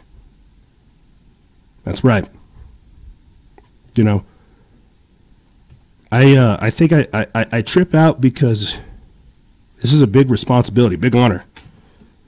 Big honor being here in front of you, amazing people, doing this. It's a huge honor, really doing this, being here. And I kind of lose my mind. It's the easiest way to say it. I lose my noodle trying to wrap my mind around all this stuff. Some of this stuff, like the show is just a weird Frankenstein of like my personal life, politics, conspiracy, thoughts, news, analysis, just like guest appearances. This show is such a Frankenstein that I'm just like over here trying to do the best I can. That it trips me out that we're even still here. You know, just before coming on to the air, I had to like take a few articles down on the main website, you know, and I'm just looking at stuff from 2017, 2018 about vaccines, you know, no jab, no pay in Australia, you know, the indoctrination that's going on there, the chemicals turning people into boys and girls. I'm like, my God, the stuff that we talk about over here is so nuts. And I think I get awestruck because I'm just trying to make it sound normal. I'm not crazy. The news is crazy. Yeah, I mean, I might be a kind of far out there, kind of wild, bruh. But, you know, the world is becoming increasingly crazy. We're just trying to make sense of it. You know, I was, I took a week off from going to the gym because I was sick. And then I went back and everybody's like, oh, where you been, big country?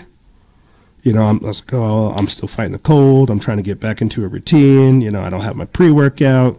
Boo-hoo, shmee, feel bad for me. You know, and they didn't feel bad. They just talked their smack like good friends and good old folk do. Talk smack, tell me to get back to work. And I talked to one of the guys at the gym. And, you know, these are two old dudes. One of them's very well established, ex-special forces dude. He's just chilling. He's over here talking with another guy about just comedians. I'm like, oh, because, you know, every time I talk with this ex-special forces guy, it's either about like New World Order stuff, the economy, politics, and other crazy stuff. But he's over here chit-chatting with this guy about comedians. And so I walk by and he's just like, yo, where you been, big country? I was like, oh, what's going on? Like, I've been sick, fighting the cold. You know, did you see the Dow Jones? Did you see that dropped? And so the guy that he's talking to comedians with looks at me like I'm some kind of weirdo. A 28-year-old random black kid talking about, you know, the stock market dropping. They're over here talking about comedians. I like Bill Burr, you know. Bill Burr is very funny. And Sam Tripoli, if you're listening, some of your work is pretty funny too. But they're talking about comedians, and you know, the guy pulls me aside. He's just like, yeah, you know, I'm just talking with this guy because you know, nobody my age really cares about what's going on, about the coronavirus, about the virus, about the Dow, about storable foods, about the communist invasion. So, you know, only thing I can really talk to people about is nothing. You know, jokes, comedians, and things like this. And so I was like, well, man, you know, I'd love to sit here and talk with you. I think it was like on a Tuesday because I had an Instagram live to do, and then we were going to have a guest on, so I had to hurry up and get out of there before 12. And so I was like, I'd love to talk to you more about all this stuff, but I gotta bang out the rest that I have to over on the bench press, and I gotta hit the door. And so I said that story to say this: there are people older than me doing more than me, and at the same time doing nothing. And I think it's crazy that we have sat up over here, and as crazy as everything we talk about is, we have at least some understanding of how the way the world works in our few short years of doing this, because we have our finger on the pulse. That's why this stuff is crazy. When I'm breaking down this analysis and looking at this information in the way that I am, I can assure you that no one else is. I can assure you that no one else is. It is very strange being in this position. It really is. It truly is being strange here, trying to figure out how to do all this and put it together. You know, there's just so many synchronicities and strange things that happen throughout the week and my life these days to confirm that this is the work that I need to do, that I just need to shut up and get back to it. And so I say that to say this, guys. Don't ever let other people or society dictate to you who you are. You're always going to have people purposely confused and deluded trying to have you join them in their delusion. And you have the utmost right to. You can if you want. But realize it's you that gives them the power over you. It's you that gives them that control and superiority over yourself. Don't be a fool. Don't be ignorant. Don't put your head in the sand. You know, get sun bleached. Get a tan. Get some color on you. You know, stare into the sun. It's like they say, I'll say this and I'll stop being ridiculous. It's like they say, when you stare into the abyss stares back into you. Well, stare at God so that God can work through you. Because these days that we're entering into, I'm telling you, there's a great falling away, a great spiritual delusion that people are under.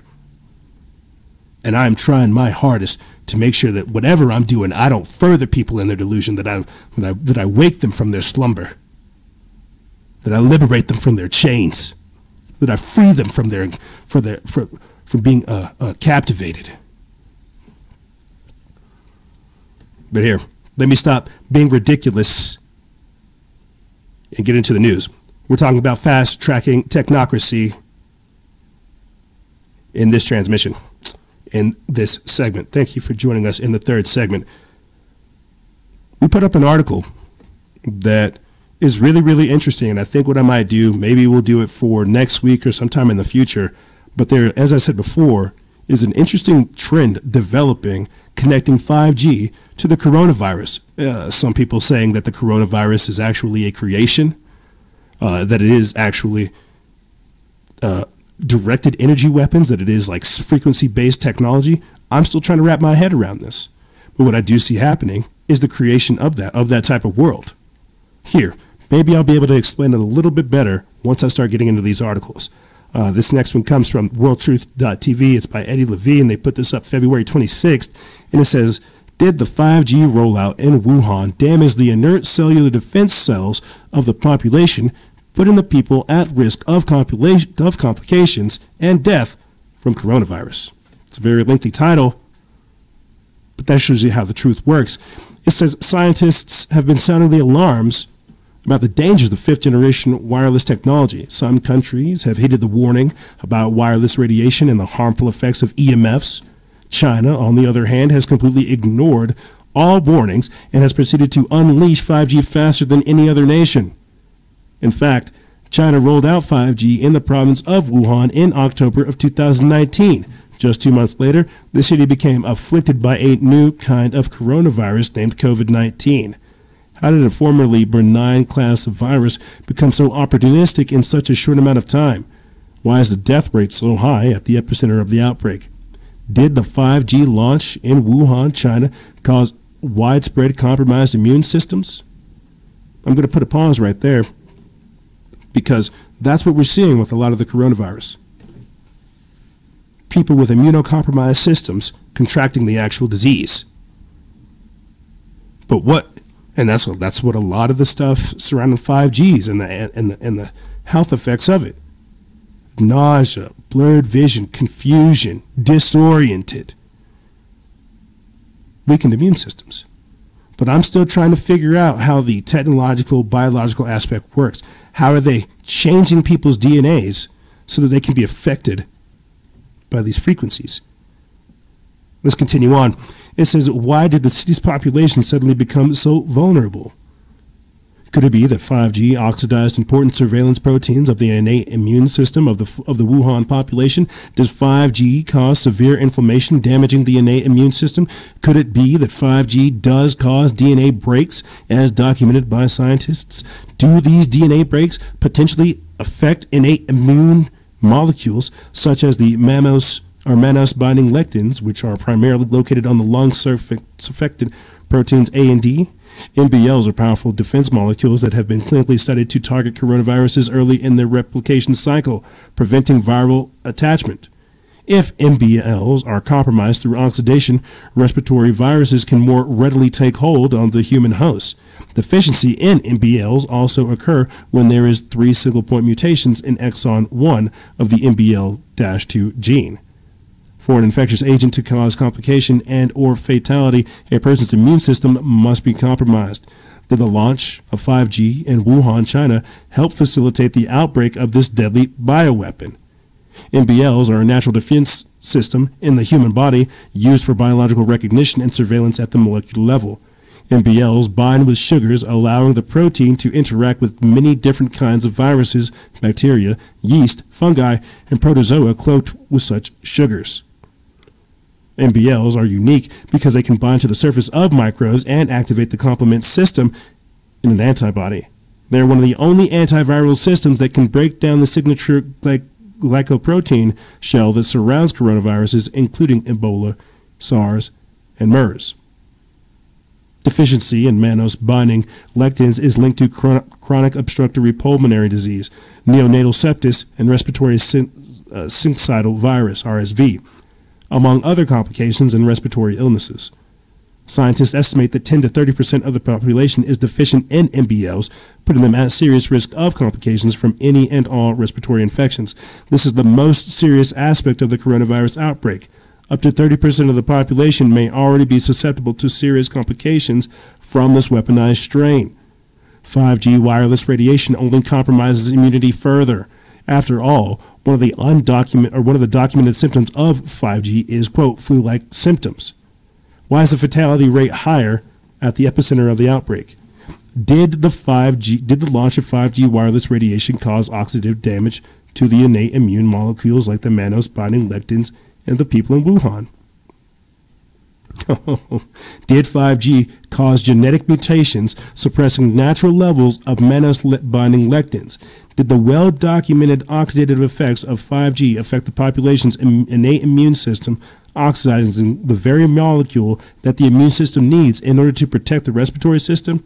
Is 5G accelerating the virility of coronavirus by weakening important cellular surveillance systems on the proteins of lung cells?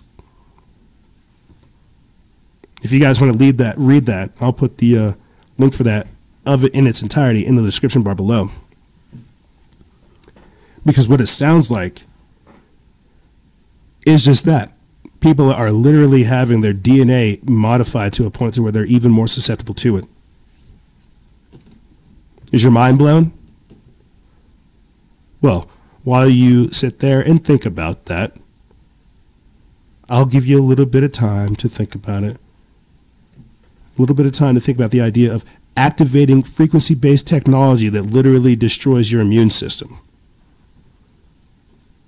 While you think about that, New York City is fast-tracking 5G, installing thousands of new small cell antenna on traffic lights and street lamps. This is said by Eddie Levine of WorldTruth.tv. They put this up March 2nd. It says the United States is in a race to be the world leader in 5G wireless technology. In September of 2018, the Federal Communications Commission passed a 5G fast plan to help the telecom industry install thousands of new cell towers by removing local authority over their placement permitting and fees. In October of 2019, the same time whenever they had turned on Wuhan's 5G in China, Texas Representative Pete Olson introduced H.R. 4741, which gives the FCC and the telecom industry more power to advance 5G quickly. So when Wuhan turned on, we were like, okay, it's time for us to hurry up and get our 5G on. Without adherence to existing environmental and human health laws. Quote, small government Republicans want to take advantage of 5G's economic benefit, allowing the telecom industry and big tech to bypass local government oversight as unchecked wireless radiation and data collection pillages communities throughout the United States. New York City is introducing thousands of new sources of millimeter wave, microwave radiation as 5G is fast-tracked throughout the city. With ambitions to become a smart city, New York City is currently fast-tracking 5G, approving the installation of thousands of new small cell antenna on traffic lights and street lamps. This practice isn't entirely new. The first 4 generations of wireless technology required the installation of cell towers and receptors throughout the city. 5G, however, takes it to a whole new level. On the electromagnetic spectrum, 5G radio waves are millimeter waves emitted in multiple shorter pulses. Because of this, the industry will need to install thousands of new small cell antenna throughout the cities and communities, putting hundreds of thousands of people in direct path of multiple radiation sources throughout the day. This influx of small cell antenna will interfere with people's lives, where they work and where they sleep. Over the past 15 years, New York City has installed over 6,000 poles to accommodate wireless technology. Another 5,000 are scheduled for installation across the 5 boroughs of the city. The New York City Department of Information Technology and Telecommunications has recently approved 10 franchise agreements with multiple companies to install 5G equipment on street lamps and traffic poles, assaulting the city occupants with thousands of new sources of millimeter wave, microwave radiation at every turn. The city has also approved fiber for 5G. So think about that. 5G in the very same place. Think about this. I think New York City right now has like 1 case of it. If they don't have coronavirus now, if they turn that thing on, people are going to get so sick because we are already so toxic. I mean, it feels like every other episode we're talking about taking our health back as like a revolutionary act. Can you imagine trying to turn some of this stuff on? It's crazy. You know, what I want to do real quick, before we continue on, what I want to do real quick for you great people is read to you something that came from our exclusive members chat, because I think it'd be very, very beneficial for you guys. This is something that kind of blows my mind. It's still in accordance with what we're talking about. And this is the beauty of what happens when you guys join our exclusive membership program. You're basically able to change the face of the show and how we put out content. But when asked about whether or not people are seeing food shortages in their area, some people were seeing some in Florida, California, Colorado, and New Hampshire. Some people were seeing food shortages. I asked this to the group if they were seeing some. This is one of the responses I got. They said, no panic here, but I am prepared for economic issues. This entire situation is about fear and anxiety. We are seeing a synthetic creation out of a lab, activated by frequency. Freedom! That 5G station they put up in Wuhan in October. I heard you talking about this. It is connected, in my opinion. That pig virus they had going around last year is also connected, as well as their mandatory vaccination program, especially when pig parts and pig blood is in the vaccines. So there's tainted food supply, tainted vaccines, a lab-made virus, then you turn that 5G, it's probably 6G for real, turn that frequency up, and those high-powered transmitters we call cell phones, you have the ultimate concoction to destroy your genetic code. They will keep pushing this as an airborne virus, though. And they will make a vaccine that people will damn near kill each other over. Says you guys should watch a short sci-fi movie on YouTube called Nano. The truth is in movies and stories, left for people to see. And I'll put that link in the description bar below as well. And then I had fired back saying that no, I had not seen the movie, but somebody else messaged me a bit of information that I thought was good. So really, if you guys join exclusive members, you guys can get access to this chat and see this whole thing go down. But I'm just going to read to you guys the screenshot that somebody else sent me. This just, again, confirms what our exclusive members said to me. So that's why I tell you guys, I don't know everything. That's why I need you guys to tell me things, inform me, educate me. But the screenshot goes as this. It says the Chinese were given mandatory vaccines last fall. The vaccine contained replicating digitized controllable RNA, which were activated by 60 gigahertz millimeter 5G waves that were turned on in Wuhan, as well as other countries using 60 gigahertz 5G, with the smart dust that everyone on the globe has been inhaling through chemtrails. That's why when they say someone is, quote, cured, the, quote, virus can be digitally reactivated at any time and the person can literally drop dead. The Diamond Princess cruise ship was specifically equipped with 60 gigahertz 5G. It's basically remote assassinations. Americans are currently breathing in this, quote, smart dust through chemtrails. Think of it like this. Add the combination of vaccines, chemtrails, and 5G, and your body becomes internally digitized and can be remotely controlled. A person's organs function can be stopped remotely if one is deemed non-compliant. Wuhan was a test run for ID 2020. The elite call this 60 gigahertz millimeter 5G wave the V wave, the virus wave, to mock us. Trump has created a space force in part to combat this weaponized technology.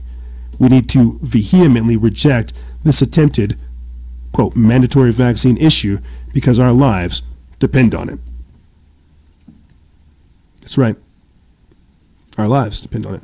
Our lives depend on understanding that our life is in our hands and that we cannot allow people who really don't understand what's going on, we can't allow them to dictate to us what's actually happening. You see, that's why I'm still trying to wrap my head around this whole thing. Because it makes sense. And if we're able to biologically diagnose this, saying that vitamin C is going to be a way to combat this, what are we really missing then? What are we really missing? I just want to take this time, since we are talking about 5G and so much more, you guys can expect them in the future. These were some people that we have posted previously in the past, but they are called No Choice But to Protect. These are the people who are creating 5G anti-Wi-Fi shielding clothing, anti-Wi-Fi EMF shielding clothing. They have hoodies, sleeves, jackets, shoes, all kinds of stuff, really to make you guys aware of what's going on. I'll put the link for that in the description bar below. I just wanted to make a quick plug on that because we're going to be talking with them and more in the future, because talking about coronavirus and 5G got me thinking about this. So I wanted to, again, see what other options are out there. And this brings up an even bigger point too. While this may not be the end all be all, this isn't a cure all, right? This starts us down that path of figuring out effective ways to protect ourselves. Like I was saying beforehand, the metaphysical process of trying to get prepared combined with real world three-dimensional physical action, you're already in a much better position than millions of other people.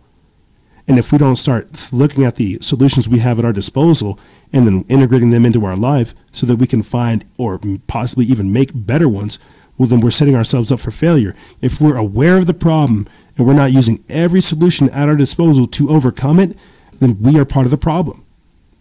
And it comes with things like that, the anti-EMF Wi-Fi shielding clothing. It comes with the anti-EMF Wi-Fi shielding stickers. It comes with the water filtration, the air filtration, the storable goods, the storable foods, the system detoxes, the iodines. It comes with the vitamins, the supplements. It comes with it all. We are not in a position. We have not been afforded laziness. That is a luxury that I thoroughly believe that we have not been given in this generation. And if we adopt that mentality, well, guess what? You're a fool and you set yourself up like that. You idiot. You congratulations. You played yourself. You played yourself. So don't play yourself. Be a winner. Fight back. But another way you don't want to play yourself, don't get caught up with the crowd. Don't follow the program. Don't take the chip. What am I trying to say? Elon Musk's plan to save humanity from the artificial intelligence apocalypse is actually part of that evil, diabolic plan I told you before at the start of the show.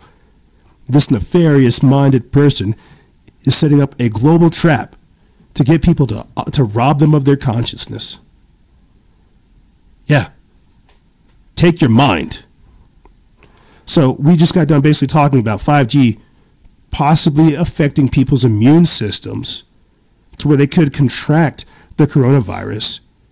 And we also went on to say that, guess what? New York is installing 5G all over the place. They're doing it in Florida. And that's why we had on Justin Harvey of We Are Change to raise awareness about 5G. But now, let's take it a step even further. Guess what? Now you have Elon Musk saying, we will have access to your brain. AI is going to take over. Just take the chip, and then we can fight back AI with our collective brain power. Well, that feels like a double-sided trap to me. Feels like AI got the better part of that deal, if you ask me. But do you get the point I'm trying to make? Blindly following things, getting wrapped up in the technocracy, because guess what? Even if you don't abide by the rules, you will have people who socially enforce them. Let me get into this article right here. We put this up March 2nd. It comes from Conscious Life News. It says, last week, Elon Musk confirmed that his company, Neuralink, is working on the development of a brain-machine interface. For the last couple of years, Musk has made no secret of his fears of artificial intelligence advancing to a point where it overtakes its human creators. Musk believes that in order to safeguard the human race against a superintelligence machine apocalypse, we must essentially become them. Cyborgs whose minds are internally augmented by advanced computer systems. Along the way, he believes this transition will spawn countless benefits and profitable industries for humans. The concept of a brain-machine interface remained in the realm of science fiction until fairly recently. Now, there are multiple private endeavors and even a DARPA-led coalition. Currently, there are 3 early BMI models: motor complex stimulation, artificial ears and eyes, and deep brain stimulation. Quote, we are aiming to bring something to the market that helps with certain severe brain injuries, stroke, cancer lesions, congenital heart effects, in around 4 years, Musk stated. But these are just the earliest manifestations of what Musk believes will soon be a thriving industry. Tim Urban's post at Wait But Why fleshed out some of the grittier details of what he basically refers to as the next phase of intelligent life on Earth, the wizard era. Musk envisions a world in which humans are outfitted with micro-sized, quote, neural-laced technology. When it reaches its full potential, the effects will be nothing short of mind-blowing. We will be able to control physical objects with our thoughts, having conversations between minds with no words, and literally live other people's experiences, including all forms of physical activity. Think of it as an amalgamation of virtual reality and augmented reality, but without any physical devices and telepathically controlled. A new digital tertiary layer of the brain. Musk believes there will be a therapeutic benefit as well. By recording their neural patterns, people will be able to better manage psychiatric and emotional problems, heighten their sensory perceptions, and vastly augment their knowledge base with a cloud-based memory and knowledge storage. With such an advanced emotional communication, there will be an opportunity to instill a greater sense of empathy in people as they will actually experience what it feels like to be someone else. But with great promise comes great peril. Musk acknowledges that there are risks involved, such as mind hacking, trolling, and surveillance. All the normal destructive tendencies of humans may follow us up the ladder. As for people reading our thoughts, though, Musk says not to worry. Quote, people won't be able to read your thoughts. You would have to will it. If you don't will it, it just doesn't happen. Just like if you don't will your mouth to talk, it doesn't talk. Musk believes that with OpenAI, his open source nonprofit AI research company, he can democratize AI technology. Combined with Neuralink, he believes that this will lessen the existential risk posed by superintelligent machines, allowing us to keep up with the pace of augmentation. What we're gradually talking about here, if you ask me, is just the end of humanity in a sad way. Just the gradual understanding or the gradual surrendering of our history and of our future, giving it over to AI. So when we're talking about fast tracking the technocracy, well, we have to figure out a way to just lobotomize and pacify the people so they can be more obedient. And then, well, once they're obedient, we'll give them toys to make them even more subservient. Yeah, that's right. When I talk about fast tracking AI, you have to understand that a lot of these people, I mean, good Lord, he just told you right there, the wizard era, his whole purpose behind doing this is to have people have control of people's minds. The real wizard, the real archmage, gives people the idea of free will, of freedom. Like I read something that somebody else posted. It's like you get rich by thinking other people can get rich from you. And that's what Elon Musk is doing. He's telling you, hey, no, we'll be free.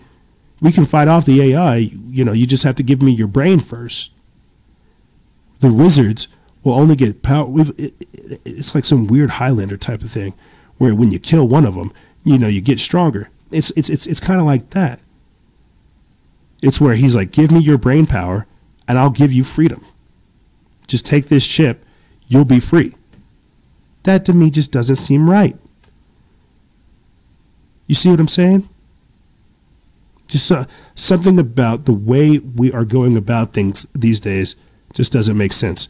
So what I'm going to do to wrap this episode up for you great people, what I'm going to do is close this transmission out with a video where it talks about neuroplasticity and how to carve new pathways to the brain. This comes from Collective Evolution. I'm going to pull this up and play this for you guys, and I'll close it out right after. We actually put this over here on Liberation Legion, our partner page. If you have not followed them, you're slacking, because that's where a lot of our health news ends up going. But we'll play this quick clip for you guys, and then I'll talk to you right after. Not so long ago, many scientists believed that the brain did not change after childhood, that it was hardwired and fixed by the time we became adults. But recent advances in only the last decade now tell us that this is simply not true. The brain can and does change throughout our lives. It is adaptable, like plastic. Hence neuroscientists call this neuroplasticity. How does neuroplasticity work? If you think of your brain as a dynamic, connected power grid, there are billions of pathways or roads lighting up every time we think, feel, or do something. Some of these roads are well-traveled. These are our habits, our established ways of thinking, feeling, and doing. Every time we think in a certain way, practice a particular task, or feel a specific emotion, we strengthen this road. It becomes easier for our brains to travel this pathway. Say we think about something differently, learn a new task, or choose a different emotion. We start carving out a new road. If we keep traveling that road, our brains begin to use this pathway more, and this new way of thinking, feeling, or doing becomes second nature. The old pathway gets used less and weakens. This process of rewiring your brain by forming new connections and weakening old ones is neuroplasticity in action. The good news is that we all have the ability to learn and change by rewiring our brains.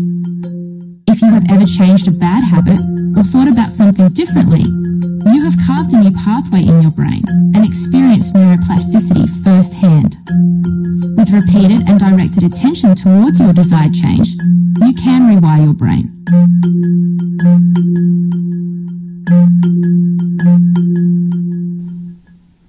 That's all I'm trying to do. Honest.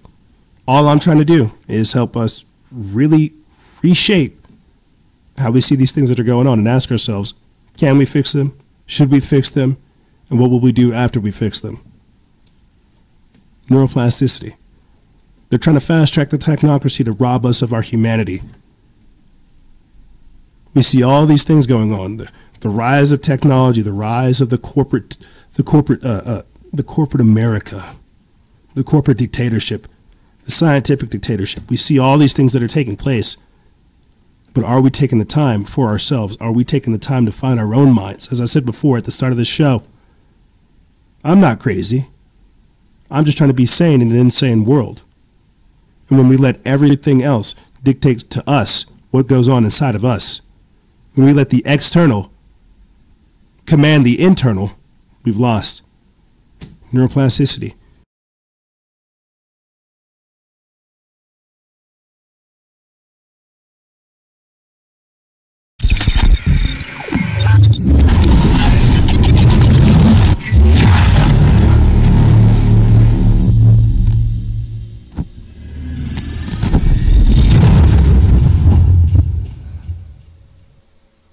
Whoa. So I don't know what that was about.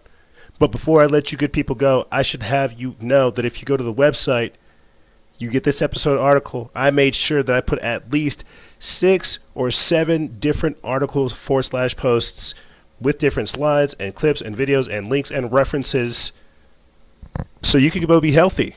I specifically took the time to put several different posts right there so that if you went to the episode, if you went to the article for it, you could have everything you need to know, from how to make homemade hand sanitizer, CBD being an antibiotic resistance, 3 studies that show vitamin C is the key, holistic medicine protocols, all kinds of different stuff for respiratory infections and more antibiotics. I put it all there for you good people. Okay? I wanted to say that before I let you good people go. But like I said, ladies and gentlemen, that's all I really have for you guys and gals. If you have any questions, feel free to email me. I'll have it in the description bar below. And as always, guys and gals, stay vigilant, expose lies, and share truth. This is Noisera, Freedom Faction, out.